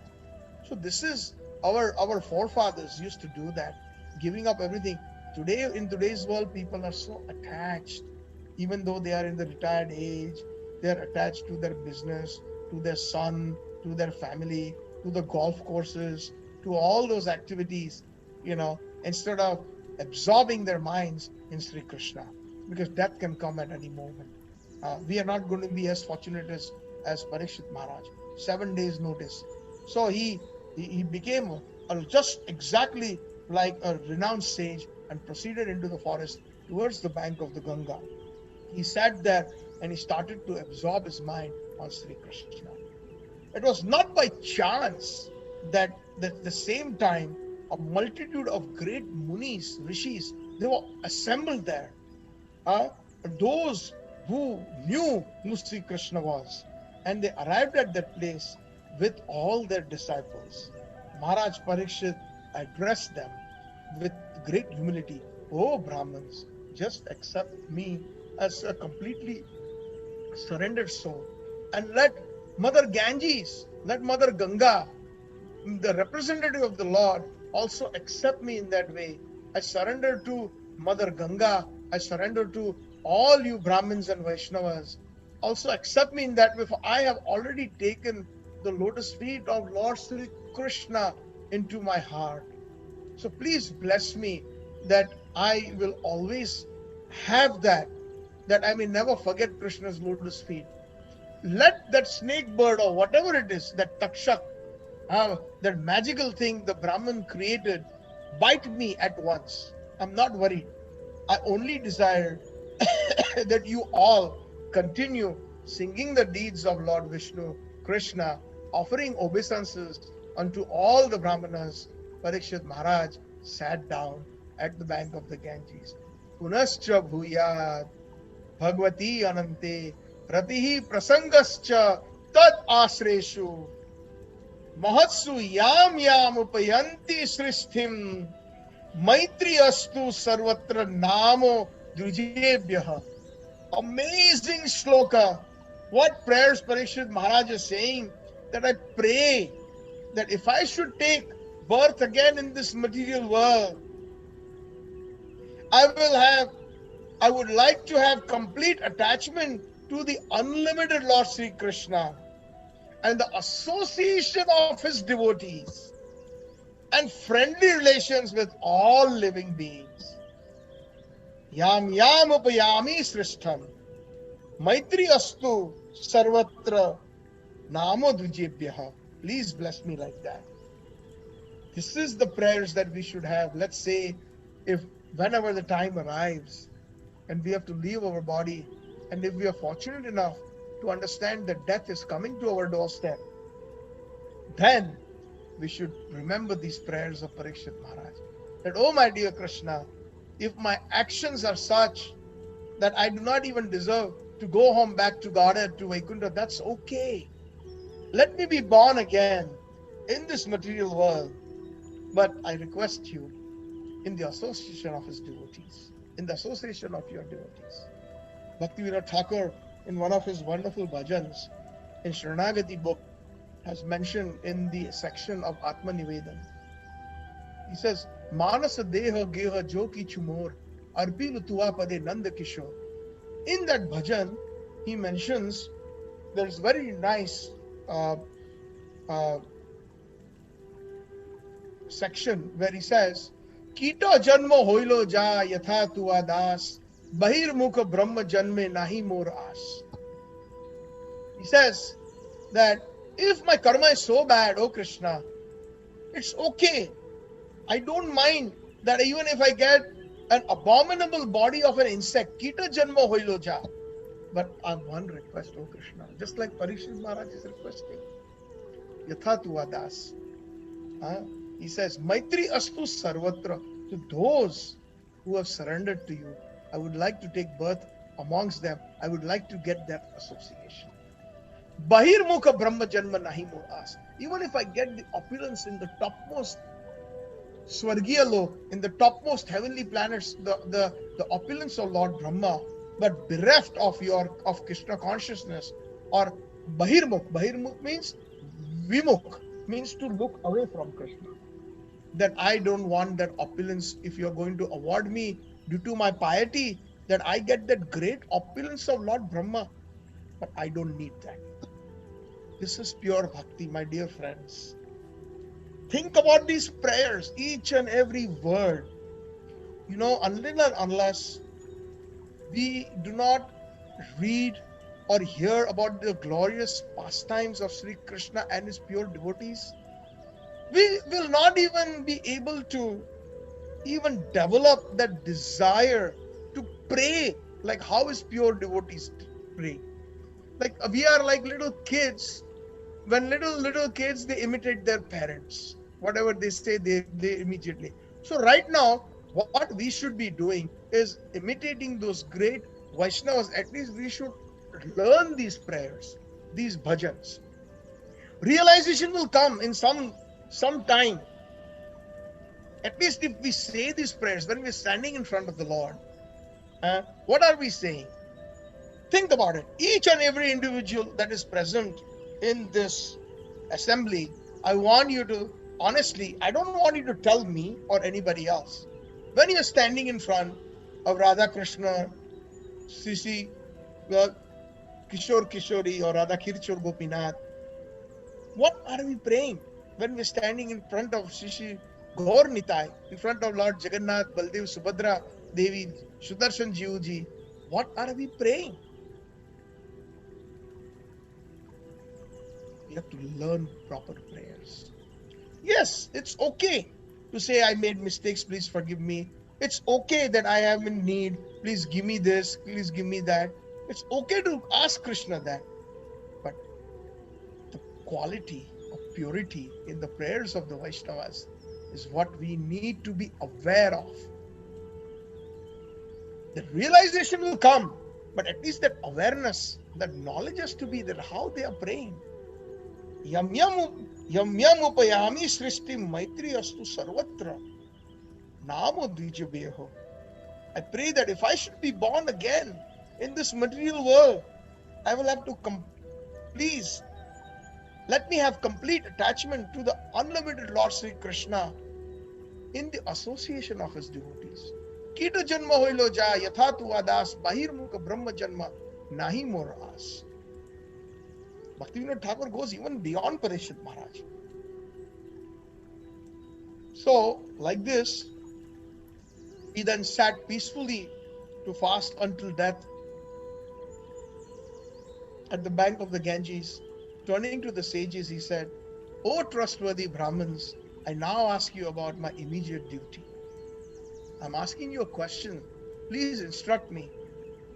Tatascha pracham imam viprache vishrabhya vipra iti krityat ayam sarvatmanamriya manaischa krityam shuddham cha tatra amrushat abhiyuktaha. Beautiful prayers. Request that he makes. Please offer, please tell me after proper deliberation amongst yourself. Tell me of the unalloyed duty of everyone in all circumstances, and specifically of those who are just about to die.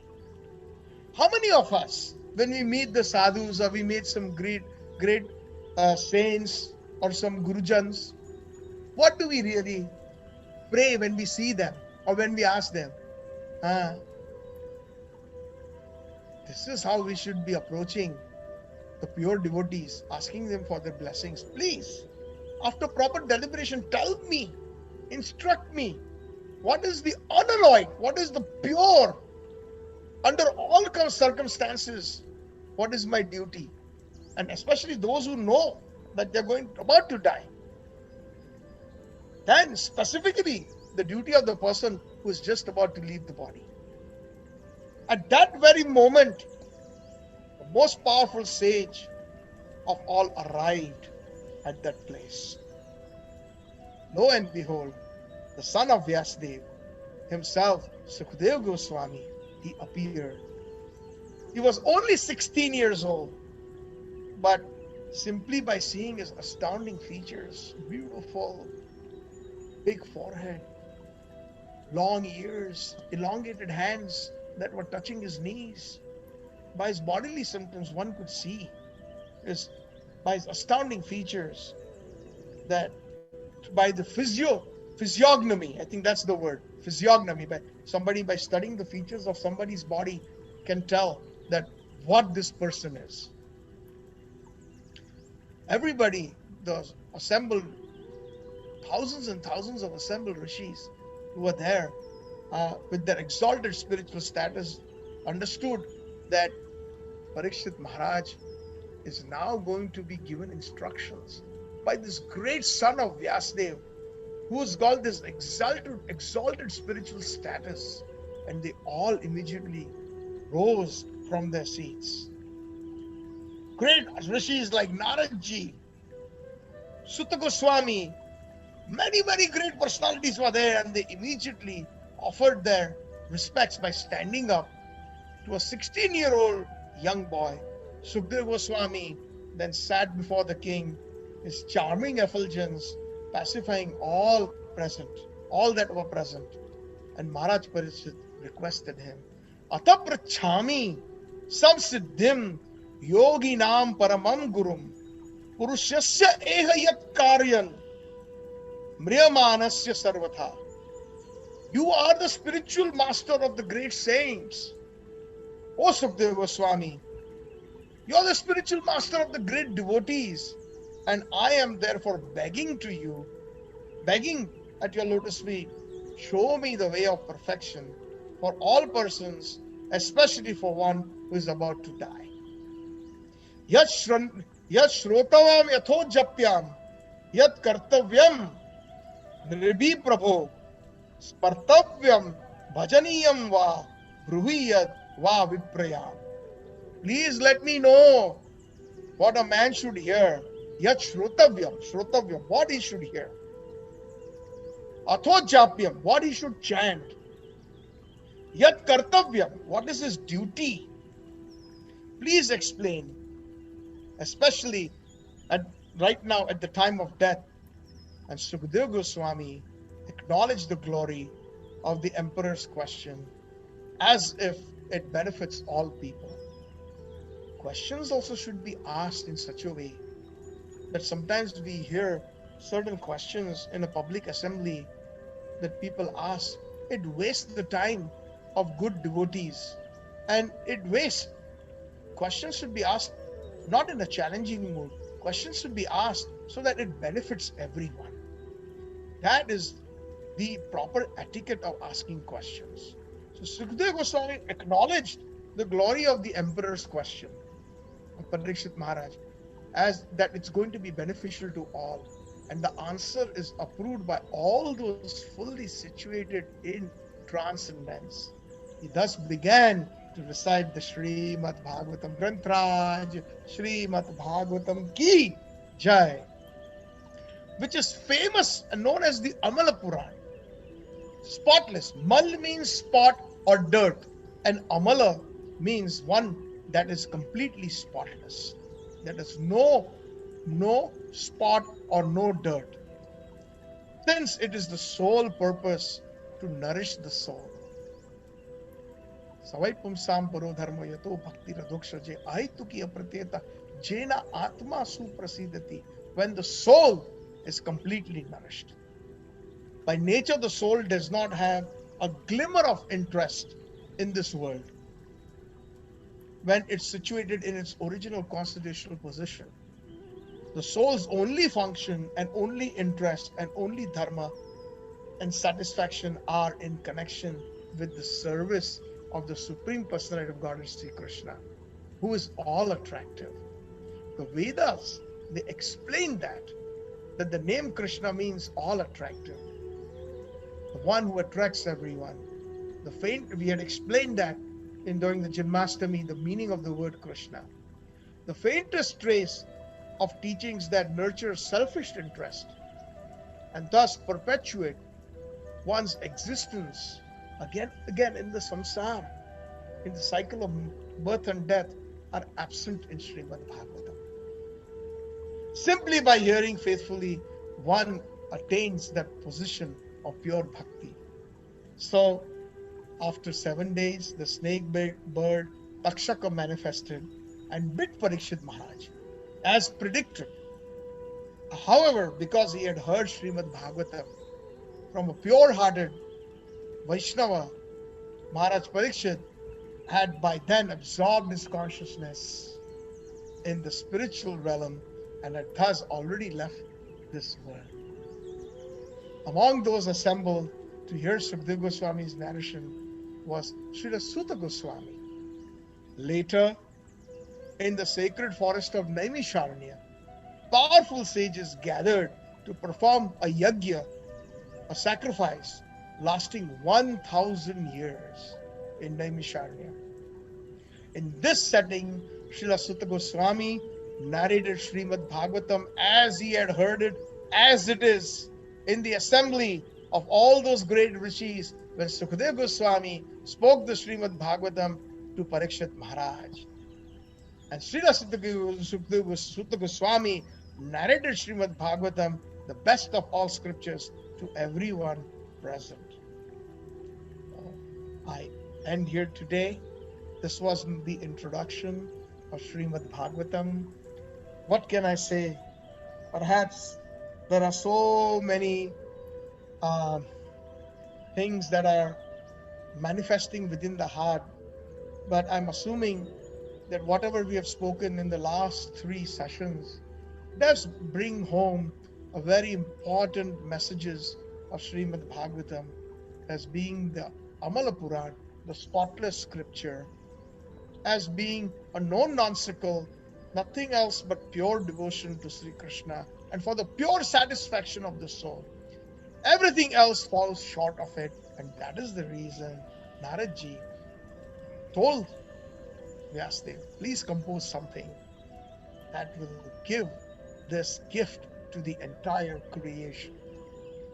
Grantraj Srimad Bhagavatam ki jai, Gaur Premanande, Hari Hari Bol, Hare Krishna, Krishna Krishna, Hare Hare, Hare Ram, Ram Ram, Hare Hare. So I would now request our Anup Prabhu. I think Prabhu has left for some work. So Okay, so maybe you can conclude and then open up the microphone for any comments, questions, or okay. corrections. Okay.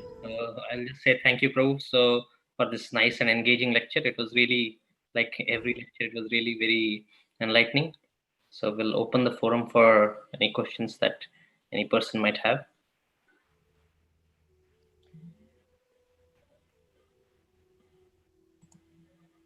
So I'm just unmuting everyone. Just mute all, but let everybody individually Individually, let them unmute themselves, please. So yes, anybody please unmute yourself and please feel free to make your valuable contribution. And maybe you all can say a few things about Srimad Bhagavatam. That way, uh, that is called Anumodan. Ah. Go ahead, Haribol.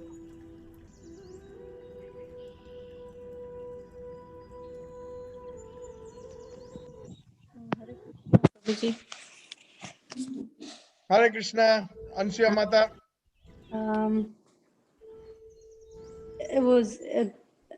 બહુ ગુજરાતીમાં જ બોલીશ. મને બહુ સરસ જાણવા મળ્યું. અને એક છેલ્લો પ્રશ્ન જે પરીક્ષિત મહારાજે પૂછ્યો એનો ઉત્તર ભાગવત રસામૃત પીવું એ જ ને? સમજાણો એનો અર્થ. Bhakti Rasamrut. અચ્છા, એટલે there is the only solution you need, I mean person needs to apply and their death time, right? Yes, pure bhakti. That should be the goal. Okay, pure bhakti. Okay, got it. Because છેલ્લું સમજાયું નહોતું એટલે થોડું પૂછું. Chalu, which particular part, Bin? You can tell me again, and I can repeat. It's okay. ગુજરાતીમાં કહો, વાંધો નહીં, and I will translate the whole thing into English. Thank you. એ કે પરીક્ષિત મહારાજે જે છેલ્લો પ્રશ્ન પૂછ્યો ને, હા, યત શ્રોતવ્યમ વ્યથોજાપ્યમ યત કર્તવ્યમ નૃભી પ્રભોઃ સ્મર્તવ્યમ ભજનીયમ વા બ્રૂહિ યદ વા વિપ્રયામ. So Parikshit Maharaj is requesting all the assembled Vaishnavas present, and also especially Sukadeva Goswami, that he has arrived. Please let me know what a man should hear. માણસે શું સાંભળવું જોઈએ? જાપ્યમ, what a man should chant. Yat kartavyam, what is the duty? And nribihi prabhoho, I request you. Smartavyam, what should that person remember? Bhajaniyam, what he should worship. Please, bruhi, tell me. Yad va viprayanam, the topmost Brahman or the topmost leader of the Brahmins, he is requesting that to Sukadeva Goswami. Okay. So, એટલે basically શું સાંભળવું જોઈએ, શું જાપ કરવો જોઈએ, શું કર્તવ્ય છે, અને શું ભજન કરવું જોઈએ, શેનું સ્મરણ કરવું જોઈએ, એ કૃપા કરીને મને કહો. હા, તો એમનો જવાબ શું આપ્યો? The jawab is Srimad Bhagavatam. We will be studying that now. Okay, that's good. Okay. Yes, this was so she is asking me what was the answer that Parikshit Maharaj gave. So that answer is 18,000 verses of Srimad Bhagavatam. So we will slowly start Srimad Bhagavatam with the first verse next time. Haribol. Haribol. Thank you so much. Thank you so much for your question. Haribol. Haribol. Hare Krishna. Hare Yes, Krishna. anybody else, please? Hare Krishna, Prabhuji. Thank you very much for the class. I have a question. Can I please, Yes. with And again, permission, may I know ask? who is speaking, please? Leela Priya Jahanava Devi Dasi. Yes, Leela Priya Mataji. Leela Priya Janava Mataji. Yes, Mataji. Please go ahead. Yeah, actually, like I know, like when we, like if we are not if we didn't finish at the time of our death, if we haven't finished all our Krishna consciousness, so we will be taking another birth again. As Kali Yuga progress, it's going to be very difficult. As it is now itself, it's so difficult, even though the Kali Yuga have only started 5,050 or 100 years. As it is, it's so difficult, if all the family members are not cooperative, they are not following, like if only one person is following, it's so difficult. So is it they are like from Brahmaloka also some people are transferred to the spiritual world, people who cannot fulfill their Krishna consciousness? And I have one more question also. Okay, so let's take the first question. And if I've understood you correctly, yeah, you said like I know I have heard that too, and you also mentioned like if we have finished in 30% this life, we will continue from our 30% in our next life. We will be born in a Vaishnava or Brahminical family where there Yes. is, where we can practice Krishna consciousness. So it will so until we reach to that 100%, we will be born in a Vaishnava family to complete. Yeah. Okay. Correct. Yeah, Okay. that is correct. Just to reiterate what I said. Yes. Yeah. All right. Okay. Because to enter the realm of Vaikuntha or Golok, it has to be complete eradication of not even one iota of materialism. Mm-hmm. So unless and until that doesn't happen, one cannot enter that realm. Okay. Not possible. Yeah. So that pure cleansing process one has to go through in order to enter. Just like, a very simple example that comes to my mind that everybody can relate. Unless and until one is completely booted and suited 100%, nowadays, if they want to even go into the hospital for the COVID patients, the first line responders, they are not allowed inside. They have to completely cover themselves, right? Yeah. So similarly, we have to be completely bereft of even a tinge of material propensity. Then and then only, and that process will continue. The good news is that we will continue from the point where we left off, and because anything material will be left behind. So supposing if somebody has $5 million in his bank balance, next birth for some reason he remembers or he has some magical powers, and he goes and tells the family members, hey, I had $5 million I left, and I need that back. Then he says, who's going to give it to you? Or he goes back to that university and says, hey, you had conferred upon me a PhD degree. No, Baba, no. Everything you have to start from zero, including your ABCDs and 1 to 3s. But Krishna consciousness is such a wonderful gift that it is because Krishna is eternal, Krishna Bhakti is eternal. So Krishna consciousness, even obtained even in installments, it is also eternal. It does not take the the rules of materialism where everything is finished when the body is finished. So it can continue until one attains 100%. So that is a great hope. Haribol. Okay. Thank you, Prabhu. What was your second question, Mataji?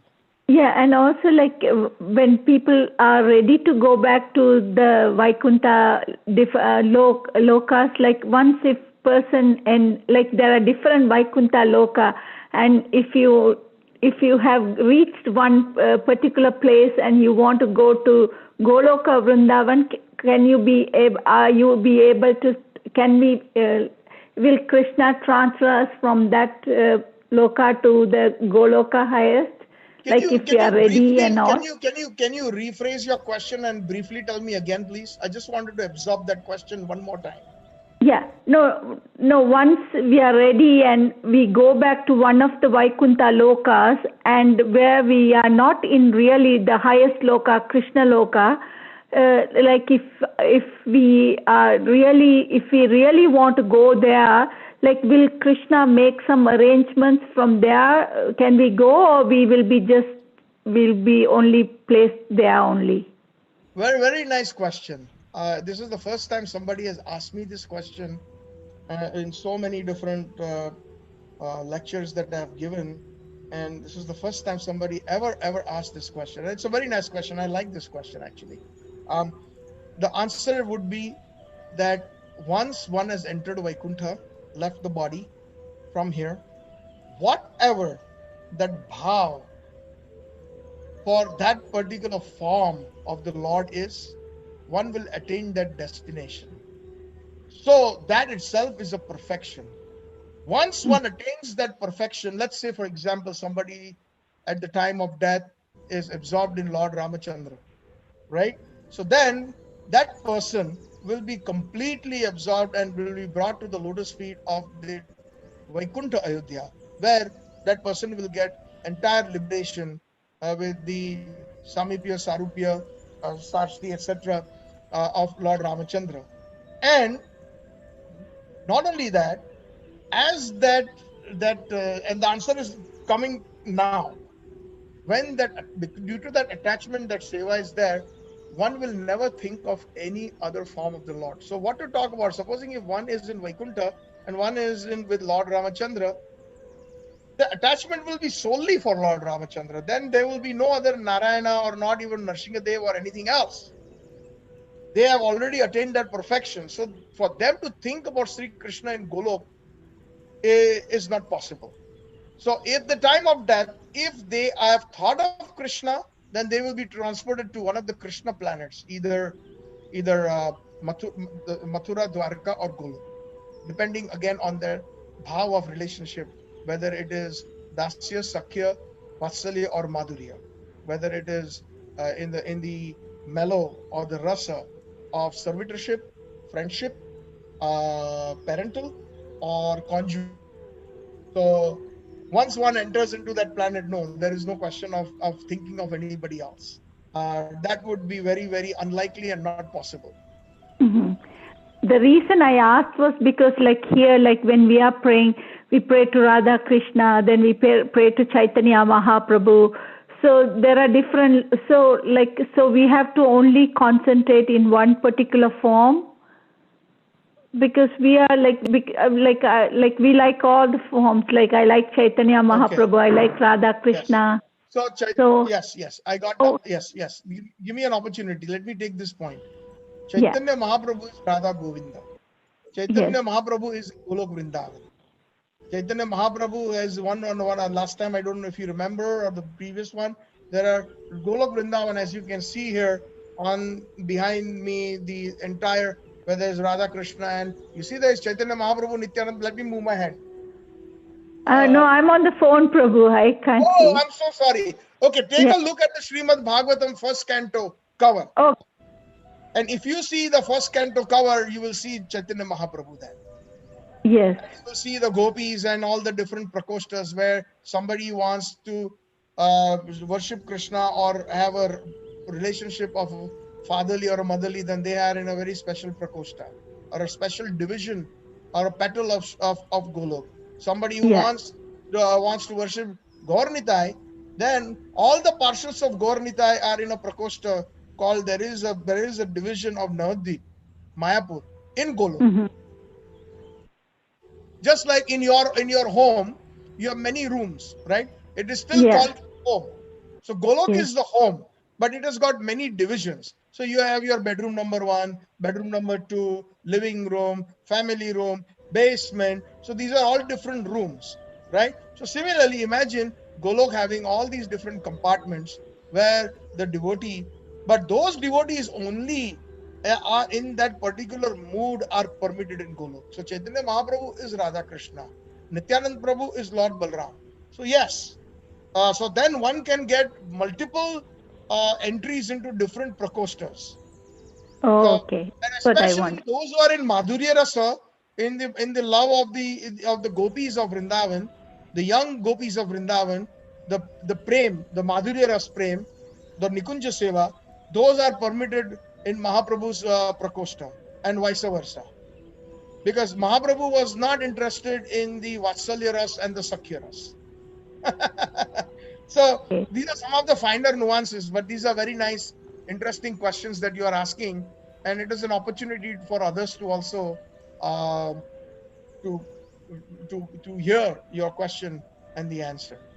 Yeah, because I That always is why think, on this, it will be to go stand in front of Krishna. We have to be so pure. But like even if you have if you have a pure heart, still if you are not able to practice fully the Krishna, all the all the arati, doing all that, everything, every day systematically, you still won't be able to go back. So that's why I just wanted to ask this. I always think, how it will be nice to go stand in front of Krishna. yes. Yeah. So basically, Mataji, that you and I, we don't know. Yeah. Number one. Number two, let us practice our devotional service in such a way that we can please Sri Krishna. That is the goal. Please remember Yeah. that. Going back to Godhead is not the goal. I'm giving Yeah. you a very, very big secret of the Gaudiya Vaishnavas. Yeah. Please understand, that is what in ISKCON most of the time people are saying that the highest goal is going back to Godhead. And and the more we mature in devotional service, even Prabhupada has used the word back to Godhead many times, because he knows the level of the devotees, and that is some kind of an attraction. Just Yes. like you tell your son or your daughter, a child, that if you do your homework nicely tomorrow, I will take you to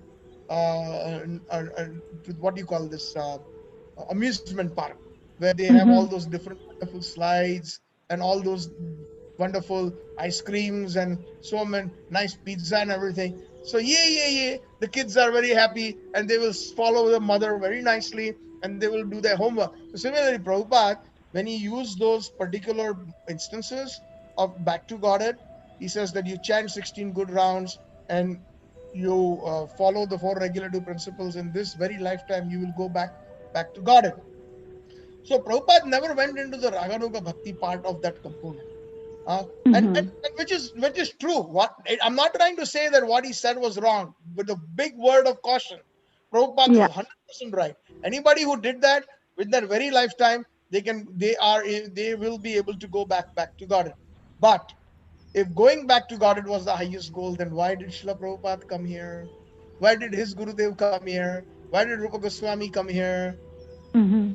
The thing is, wherever you're, Swargeshu, Nargeshu, Apavargeshu, whether in heaven, whether in hell, or Apavarga, the higher planetary systems, Sama, for a Vaishnava, Samatulya Darshana, as long as I get the service of Krishna and the Mm-hmm. association, that's the only thing that the pure Vaishnavas pray for. And Yes. it's up to Krishna. Like Bhaktisiddhanta Saraswati Prabhupada, Prabhupada has quoted his Gurudev many times. What is the quote? Do not try to see Krishna. Perform your service in such a way, if Krishna is pleased, he will see Mm-hmm. you. Yes. So this Yes. is very high principles. If I speak on this in a normal ISKCON class, perhaps most of the people will not be able to understand this. But because you asked me, I am obligated to speak of some higher esoteric truths that are there. So going back Mm-hmm. to God, it is not a bad thing. It's a huge thing. Going to Golok. What are we talking about? It's the highest achievement. But there is a achievement higher than the highest achievement, is to even please for the Krishna by becoming Krishna Presthaya Bhutale, Mm-hmm. Mm-hmm. becoming so dear to Krishna that Krishna says, go, leave the company of the gopis, leave the company of my Radharani, leave the company of this wonderful Mahaprabhu in Golok, and go. Now you're going to be going in a horrible place in the Bowery in New York. Can you do that? Bhaktivedanta Swami says, yes, of course I can do that. Anything for you, Mm-hmm. Krishna. Mm-hmm. So going back to Godhead is again based on Srimad Bhagavatam and based on the pure teachings of Mahaprabhu. That's not, that's up to Krishna. Mm-hmm. Yes. That's not the desire of a pure devotee. Okay.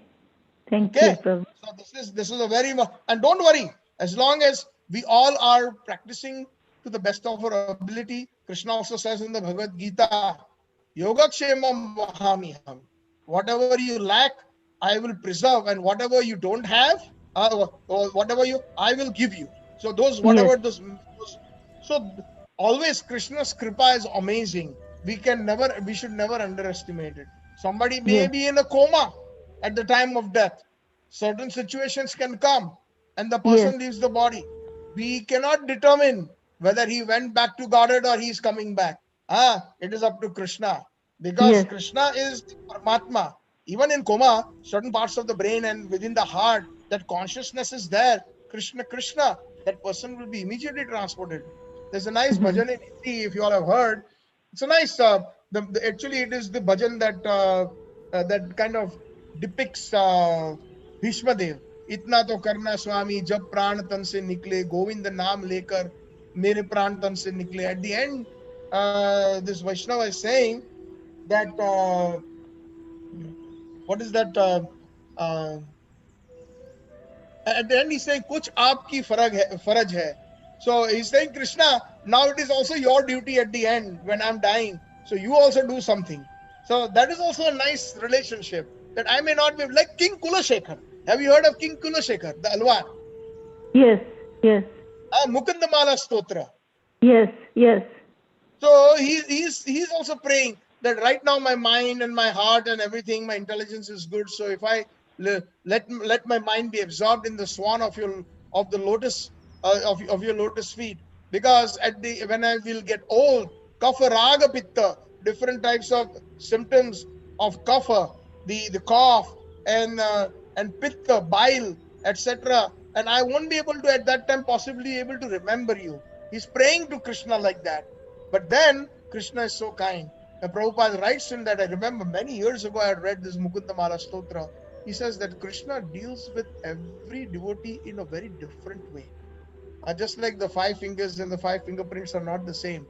And those who have taken to devotional service, Krishna personally takes charge of that. So your bhakti may be different from your husband's or from your friends or the other devotee, etc. And Krishna knows exactly what we are lacking and what we need. So even if we come back, it is a purification. We Yes. should not be in a rush to go home back to Godhead. Again, that's not the goal. At least that's not my goal. My goal is what Prahlad Maharaj prays to Naradji. If you all ask me, and I seek all of your blessings. What is the blessings I need from you? That as long as I can serve Srila Prabhupada wherever, whenever, and in any part of this creation, I'm willing to accept this service. And that's all I ask for.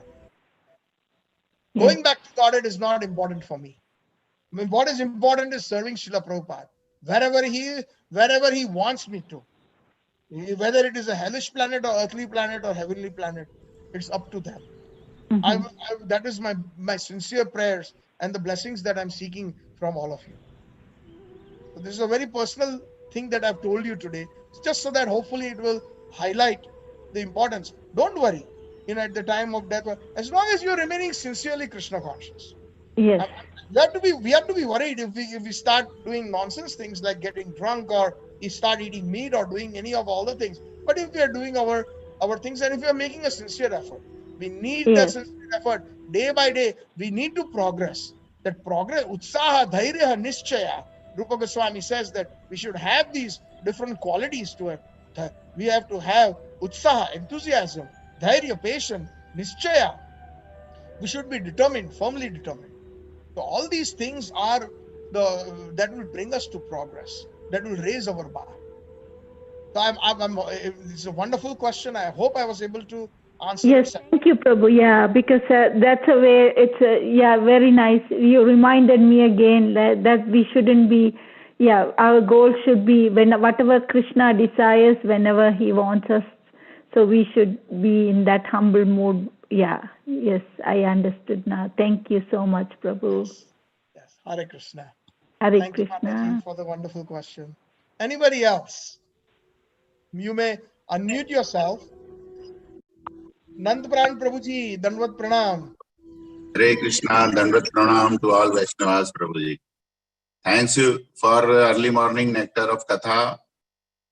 And the quote from the Raja Kulshekar is that Krishna Tvadiya Pada Pankaja Panjarantam Adev Me Vishtu Manas Rajahansa Prana Prayana Samade Afvata Pite Kantavarodhan Vidos Maranam Kutaste. Very, very dear to our Prabhupada ji. Yes. Prabhuji. Thank you Thanks. so much for reciting that verse. I actually, wanted to ask all the devotees that are present. Nandpran Prabhu's sister is battling with her life with COVID. So can we all chant Hare Krishna Mahamantra at least 4 times and keep her in our prayers? Nandpran Prabhu is a very wonderful dude. He's a doctor and he has settled in Vrindavan. But right now he's in Bombay and with us giving support to his sister's family. Sister has 2 young kids and husband. And we are hoping that whatever the will of Krishna is prevail, and our prayers to the lotus feet of Radha Krishna, that whatever happens, please accept her, whether here or in the other side, whenever it happens.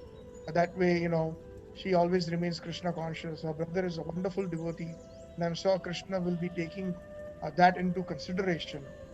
And so is the sister-in-law, meaning Nandpran Prabhu's wife Sulekha Mata. They gave up their practice and they're settled in Vrindavan Dham, and they're serving the Dhamvasis. All the poor, he's giving them his medical services, and even sometimes I know he's buying medicines from his own pocket and giving it to the Dhamvasis, especially to those who have no money and they have nothing. So my sincere prayers to all of you. Please pray for her sister's family. That way, uh, whatever the outcome is, it will always be nice and it will be perfect. Hare Krishna. So let us chant Hare Krishna. Everybody, along with me, you all can chant Hare Krishna, Hare Krishna, Krishna Krishna, Hare Hare, Hare Rama, Hare Rama, Rama Rama, Hare Hare, Hare Krishna, Hare Krishna, Krishna Krishna, Hare Hare, Hare Rama, Hare Rama, Rama Rama, Hare Hare, Hare Krishna, Hare Krishna, Krishna, Krishna Krishna, Krishna, Krishna, Hare Hare Hare, Hare, Hare Hare Rama, Rama, Hare Hare Rama, Rama, Rama Rama Rama, Rama, Hare Hare Hare, Hare, Hare Hare Krishna, Krishna, Hare Hare Krishna, Krishna, Krishna Krishna Krishna, Krishna, Hare Hare, Hare Hare, Hare Rama, Hare Hare Rama, Rama, Hare Rama, Rama Rama, Rama Hare Rama, Hare. Hare Hare. Hare. Nantran Prabhu, thank you so much. Actually, I had forgotten that verse. I remembered the essence. So I'm getting old, but you are you you Kadulai. you you perfectly remembered that verse completely, and that was a favorite verse of Srila Prabhupada. Thank you.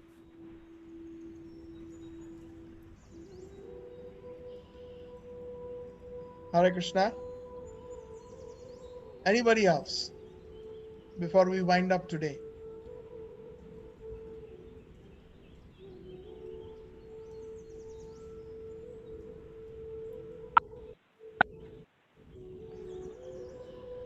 Yes, Hare Krishna.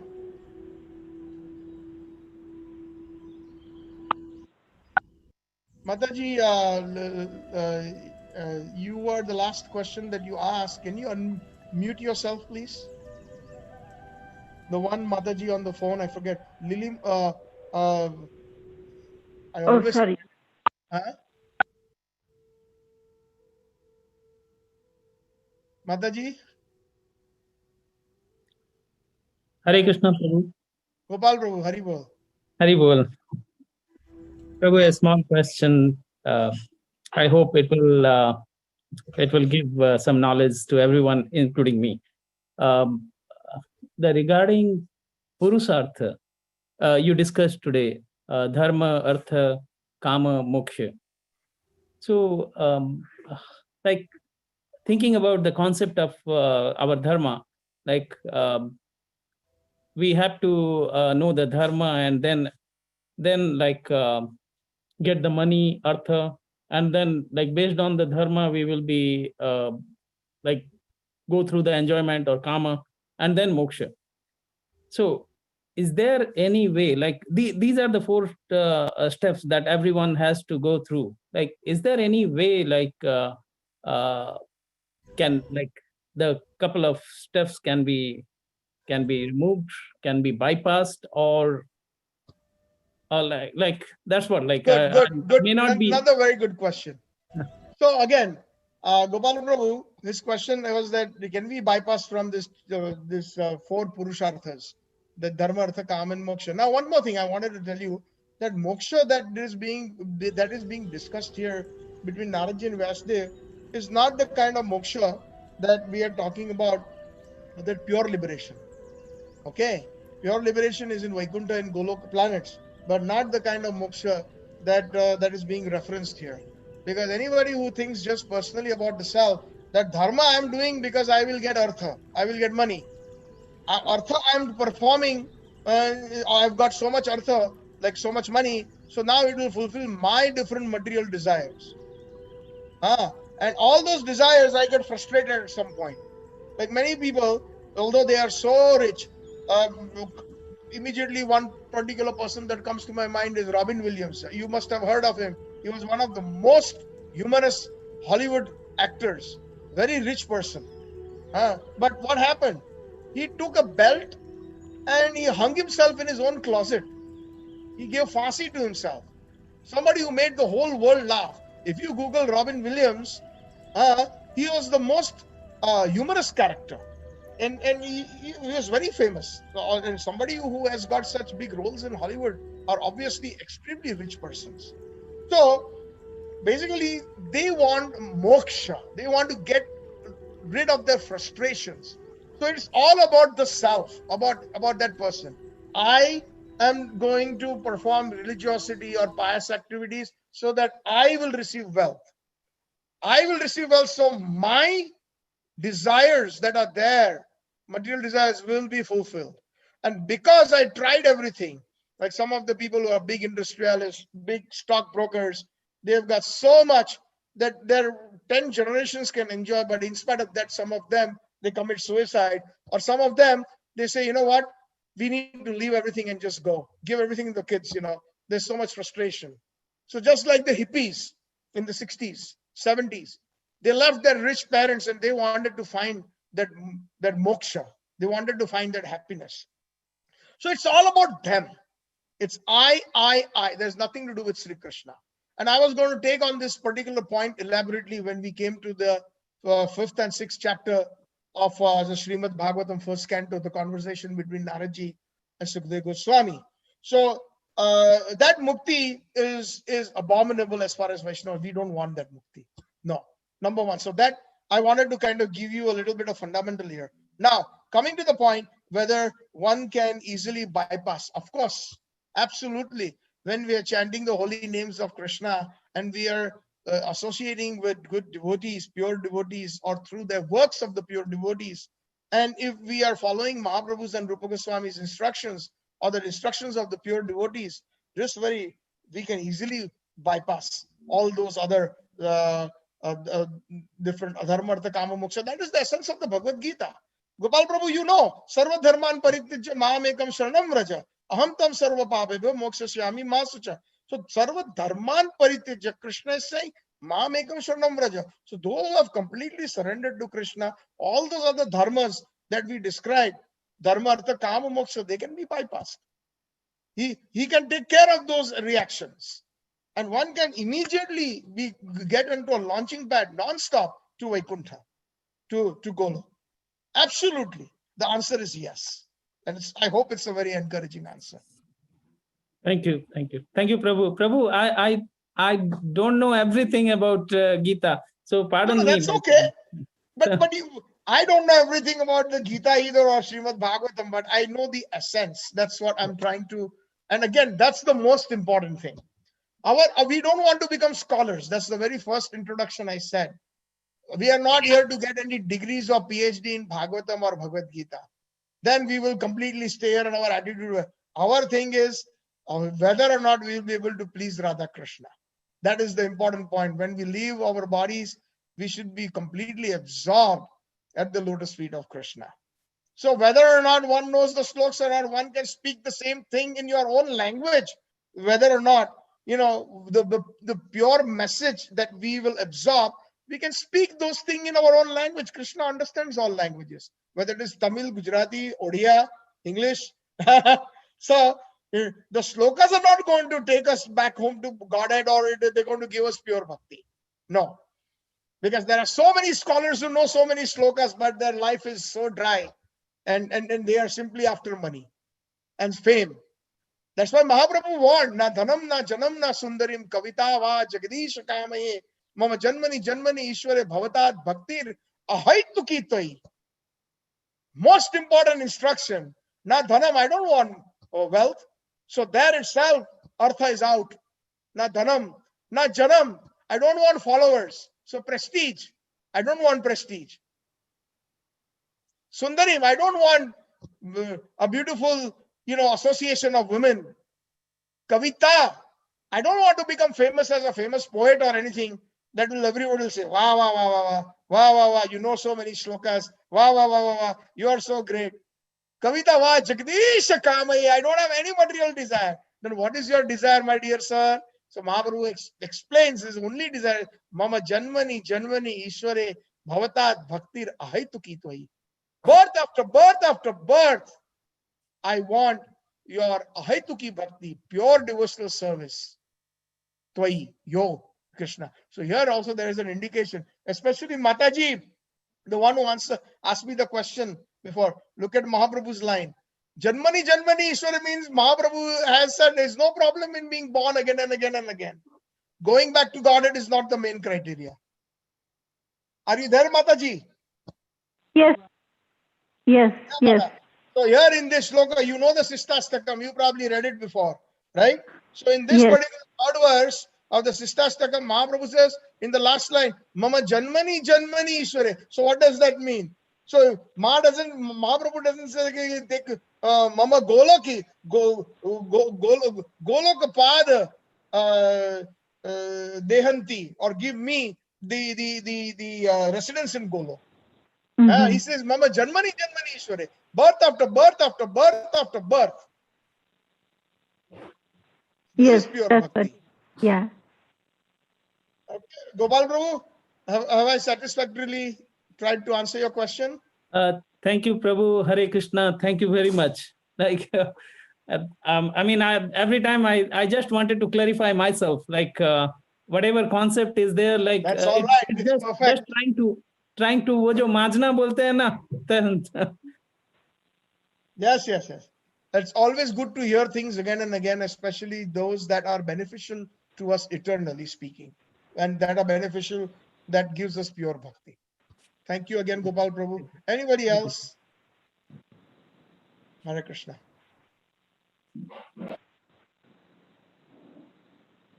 We have Falgun Prabhu from Ahmedabad, early riser. Falgun Das Prabhuji, how are you? I haven't seen you in a long time. Can you unmute yourself? Hare Krishna Prabhuji, Dandavat Pranam, all glory Shri Prabhupada. Jai Shri Prabhupada, Dandavat Pranam. Jai How Shri. are you? I'm good, Prabhu. How are you? I'm also doing well. Yeah. By Nice the to hear mercy you, of Prabhu. Guru, I can always do better. I need the blessings of the Vaishnavas.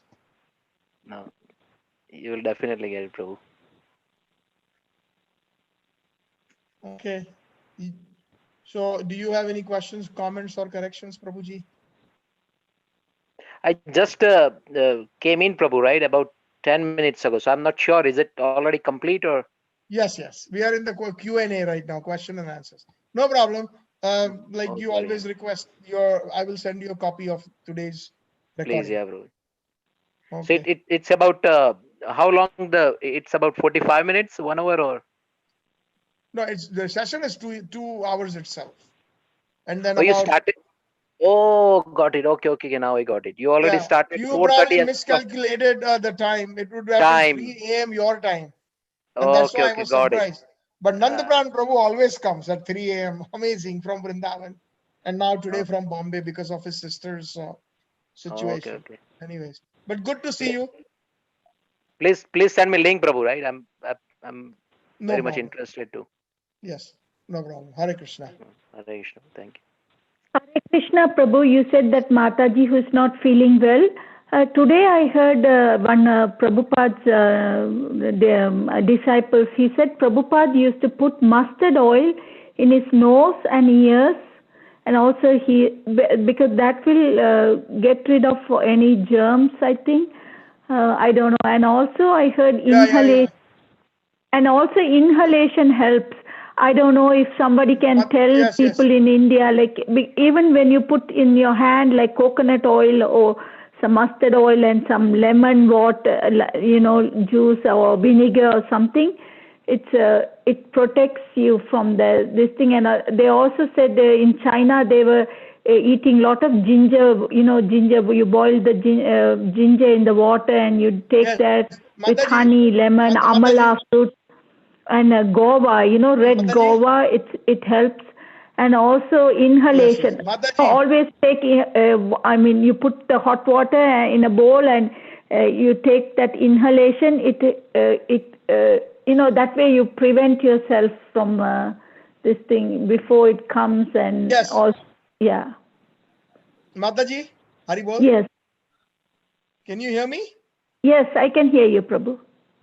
Okay. No, thank you for your kind words and your sentiments. But unfortunately, Prabhu's sister is on a ventilator, and none of this can be done. She is right now really battling. So only prayers would be the best thing. And, yes, I will definitely pray. Yeah. Yes, Mataji. Because all these things can be done prior to getting on the ventilator, right? Well, once somebody who is already on support, life support, whatever you told right now, you mentioned, would not be possible. So, Okay. so thank you again. But anyways, I appreciate your input here. But it's a good instruction for all of us and anybody that we may know who might be in the early stages. So thank you again for your wonderful sharing of these. Haribol. Yeah. Thank you. Hare Krishna Prabhuji. My Okay. name is Saraswati. So anybody else? Hare Krishna Prabhuji. Do you hear me? I can hear you. Who is this? My name is Saraswati Soumya Sahu, Anup's wife, Anup Prabhuji's wife. Oh, Haribol. Yeah, Hari Bol, Hare Krishna Prabhuji. The talk was wonderfully, you narrated wonderfully, and I'm very pleased. And I have a very feeble knowledge in Srimad Bhagavatam and Bhagavad Gita, but I would like to ask a very simple question. Is that okay? Yes, of course. So, as you said today about the Vaidhi Bhakti, so what should we do to please Lord Krishna? Should we practice the Vaidhi Bhakti every day? Should we start from here? Very nice question. Yes, indeed. Every day Vaidhi Bhakti should be practiced. And we have a very simple formula. The simple formula is Hari Nam, Hari Prasad, Hari Katha. The minimum 3 things that you can do. Okay. If you cannot do Hari Katha, at least do Hari Nam and Mhm. take Hari Prasad. So whatever you're cooking, cook in your house with every sattvic things, no onion, no garlic. I'm sure you're not doing that, but I'm making this a general statement, Mhm. and offer it to Sri Krishna.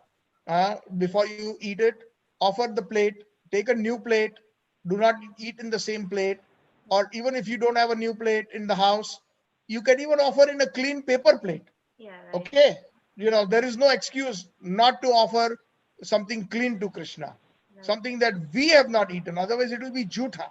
It will be something that we have taken. Then we are supposed to take Krishna prasad. Krishna should not take our prasad. So prasadam means accepting anything that Krishna has used, whether it is a cloth or whether it is food or his remnants. So that is sadhana bhakti, that always, or Vaidhi Bhakti, that is there in all stages, even in Rupanuga stage.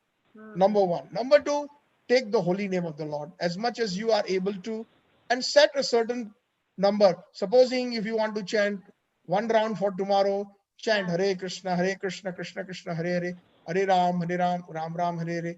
Chant that sincerely, without disturbance. Sit down in one place and chant that, and slowly, gradually increase.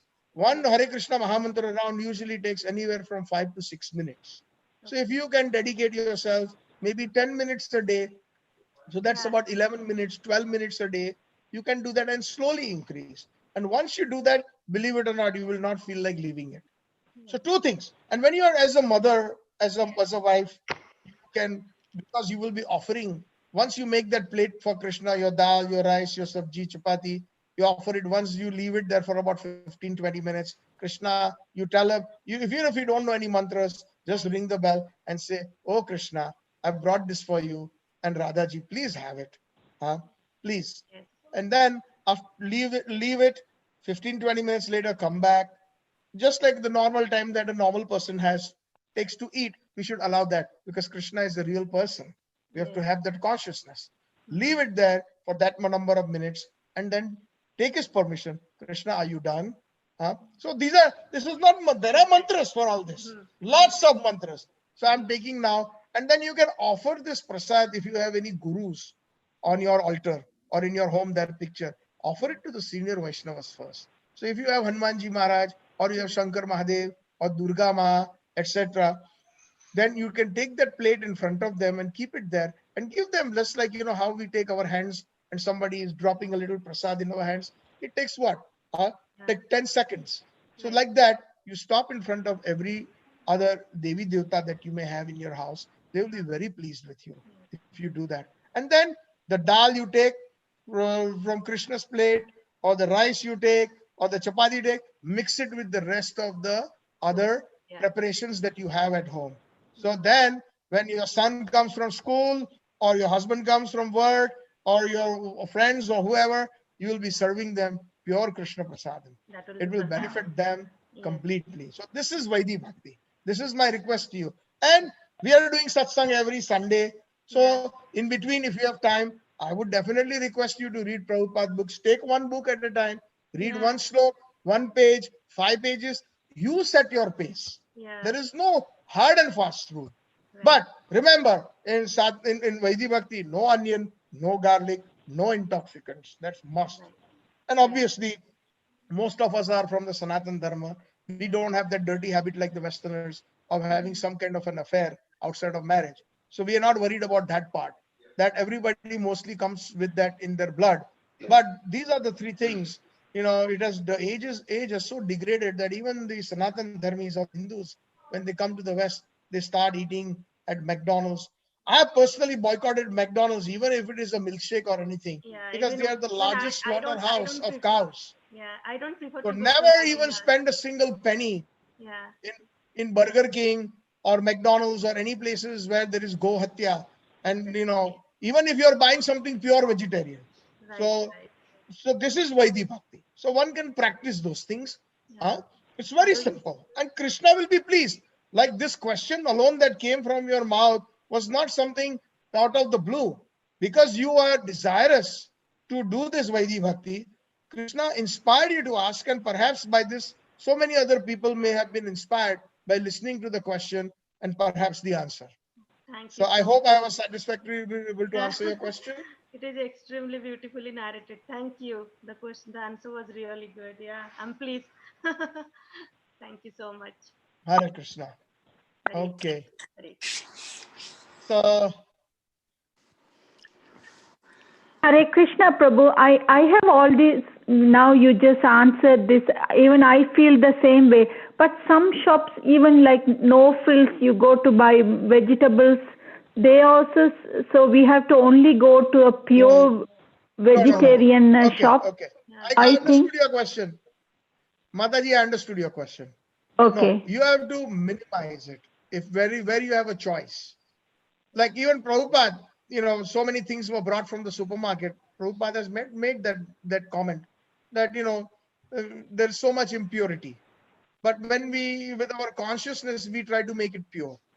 That buying a milkshake at McDonald's is sense gratification. That is not a necessity. Okay, that was. But here when you're living in the West, so in the same supermarket they're selling meat and seafood and all that.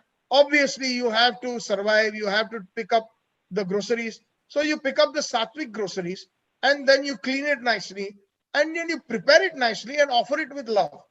Krishna is very understanding. We don't have to worry about that part. Okay, so this is just some simple argument. If somebody does make that, in the supermarket they're selling meat, so now where will we go to purchase our grocery? So if we're drinking that milkshake in McDonald's, it's okay. No, that drinking that milkshake in McDonald's is for your sense gratification. And offering Krishna will never even look at that milkshake. Even one is mentally offering Krishna Arpanamastu. Sometimes when we are in a restaurant and we don't have our mandir with us. So what we do is we fold our hands and we say, Krishna, please accept this. You can even purify it by taking a few drops of water on that plate. So you make the best use of a bad bargain. Ultimately, at the end of it is your consciousness. Let me tell you one story about Prabhupada in terms of prasadam. One time Prabhupada was traveling on a train. I think he was going to Vrindavan with some of his disciples. And somewhere in between, I forget which station, those vendors were selling samosas. So he told one of his disciples, buy some samosas. So can you believe that Prabhupada, he bought samosas on the train? Now, and then he simply mentally offered them to Krishna. He's a pure devotee. And, he needed to eat something. Devotees needed to eat something sattvic and nothing was available for that long journey. So he simply mentally offered it to Krishna and he accepted it. And then he smiled. Some of the devotees were wondering, what? Why did Prabhupada pick up something off the street? But Prabhupada knew that his disciples were hungry. Prabhupada knew. So then you have to use your intelligence. Krishna consciousness. That's why Prabhupada coined these two wonderful words. It's Krishna conscious. Prabhupada, and as a matter of fact, one more thing I will add. Prabhupada had written so much, he had so much love for Krishna and for his Gurudev I don't know if you know this, in the Lila Amrit it is mentioned that Prabhupada said that even if I have to sell meat and wine, I'm ready to do that, to spread pure Krishna consciousness. Of course, it was an expression. Have you heard of this? Yes. You have heard Yes. of that, right? So the point is, it is the consciousness of the person, at what far length are you willing to go. Like Lord Shiva, I have no problems taking poison. You know, it will please my Krishna. I have no Yes. problem leaving that poison in my kantha, in my neck, because if it goes further down into my heart, the Lord, my Krishna, is there, Paramatma is present there, and I don't want that to disturb him, or so that way he keeps it. So the point is that so many devotees sometimes act in certain way that might be not so acceptable socially speaking, or they may be subject to criticism. But if their level of purity is so high, even Sri Krishna will fall at their lotus feet. So don't worry about it, but we should not imitate them. That's my point. So Yes. we don't have a choice. Supermarket, we have to go. We have to pick up that milk. We have to pick up that sabji. We have to pick up that flour. We have to do all these things. But we purified. And then one more, there is a nice short verse in the Shastra. It is by Mulyena Shuddhate. Prabhupada used to use this by giving the proper money, like honestly, then things can become pure. Mulyena Shuddhate. But that is secondary. Primarily, it is basically that even, one should be very careful, as long as like Ekadashi, nobody should be even drinking water on Ekadashi. That is the proper system. But most devotees, they drink water, but that's fine. Some devotees live on milk and fruit. That's fine. Some devotees, as long as you don't take beans and grains, and you can, some of us have a feast on Ekadashi, more items than even on a regular day. It happens. But the thing is that the consciousness should be there, that I am fasting from beans and greens, the minimum that required. No matter what happens, I'm not going to partake of that. One more story talking about consciousness. It was Ekadashi day in the Gaudiya Math, and Srila Bhakti Siddhanta Saraswati Thakur Prabhupada, the divine guru of Srila A.C. Bhaktivedanta Swami Prabhupada, the brahmacharis had to leave early in the morning, and they had to go to Calcutta city to different shops, because they were Hare really, Krishna. Hare Krishna. somebody, except Mataji, everybody please mute your microphone. I would appreciate it. 3-4 people, they are open, and that is causing a disturbance. Thank you. Appreciate it. Haribol. So when those devotees were going out on the seva, and they're going out on the seva under instructions of Srila Bhakti Siddhanta Saraswati Thakur, at that time the Ekadashi Prasad was not ready. So Bhakti Siddhanta Prabhupada asked the cook and the pujari, do you have anything left over from yesterday, Mahaprasad? They said, yes, Prabhupada, but today is Ekadashi, that is all anna. No problem, give it to them. Give it to them. My devotees, my disciples should not go hungry. And when Bhakti Siddhanta Prabhupada said, give it to them, the brahmacharis did not argue. They immediately took that prasad, even though it is sinful to have it on Ekadashi. But who gave that instruction is important. So they would never ever incur the slightest bad karma or sinful activity, because Bhakti Siddhanta Prabhupada is none other than Nayana Manjari, who is a very, very dear Manjari of Rupa Goswami. And Rupa Goswami, Rupa Manjari, is a very dear Pran Sakhi of Radharani. So whatever they do, it's perfect. We should not actually question them. When we start questioning their purity and their motive, then we have an issue. Yeah. That is what my answer to that question. I hope it was elaborate enough to convince Yes. yourself. Yes. Yes. Thank you so much, Prabhu. Hare Krishna. Hare Krishna. So, anybody else? Hare Prabhu. Thank you so much, Prabhuji. It was a beautiful lecture. And there are some fantastic questions today by the devotees. I really, my Danpat Pranam to the respected devotees too. You are really beautiful question, fantastic question, really, and you have answered them very beautifully, Prabhuji. Thank you so much. We are really enlightened. Thank you. And, thank you, Hare Prabhu. Thank you. Go and ahead. I think the purpose behind the pursuit of starting this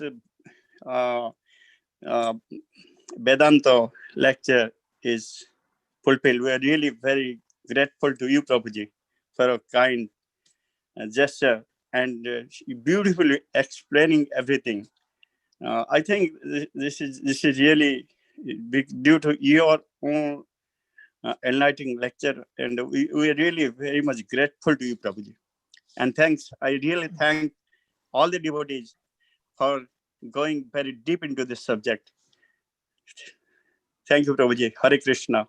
My Dandvat Pranam to you. Thank you so much. All glories to Srila Prabhupada. All glories to the Gaudiya Acharyas. All glories to those pure Vaishnavas, from where I have picked up all these little things. And I hope that we all can do it together. That's all. That is the goal.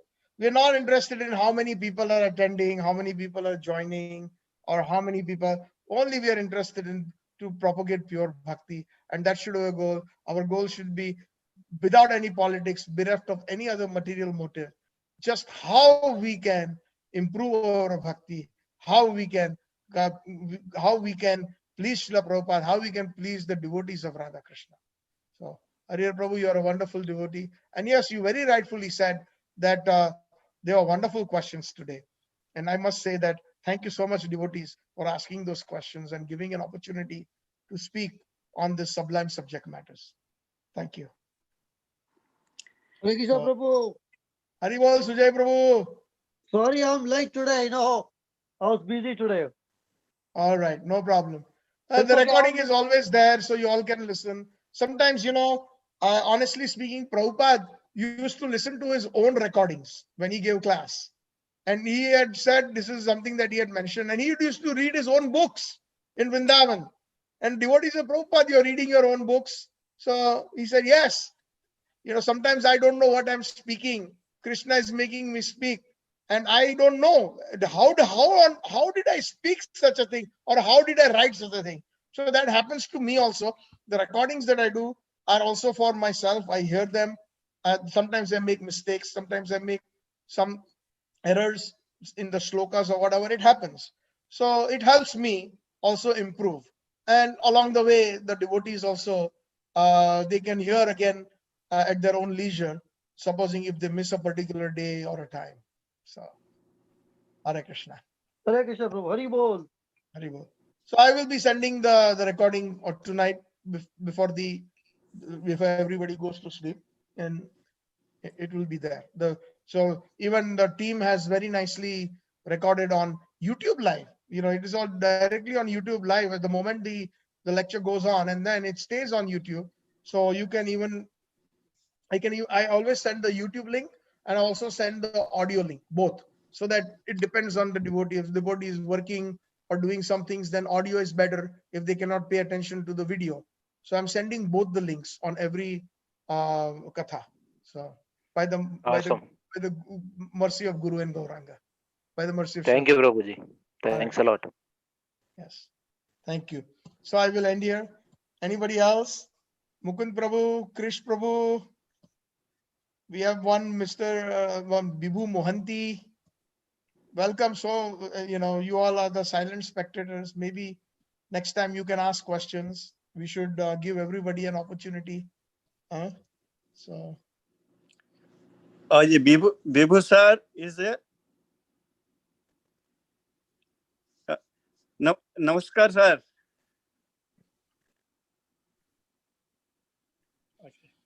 Maybe his microphone is muted and he needs assistance. So you can help him next time how to. Oh no, my Bibhu sir, namaskar. Are you there still? Namaskar. Okay, he is gone. Okay. No, he's there, but he's probably not able to speak. I can see he's present. Okay. Okay. Mukund bhai, Hari Bol. Hari Bol, Hari Krishna. Now, nice, very question answering. So everything is fine. I'm very happy today's pravachan. I'm always happy for your pravachan. Hari Bol.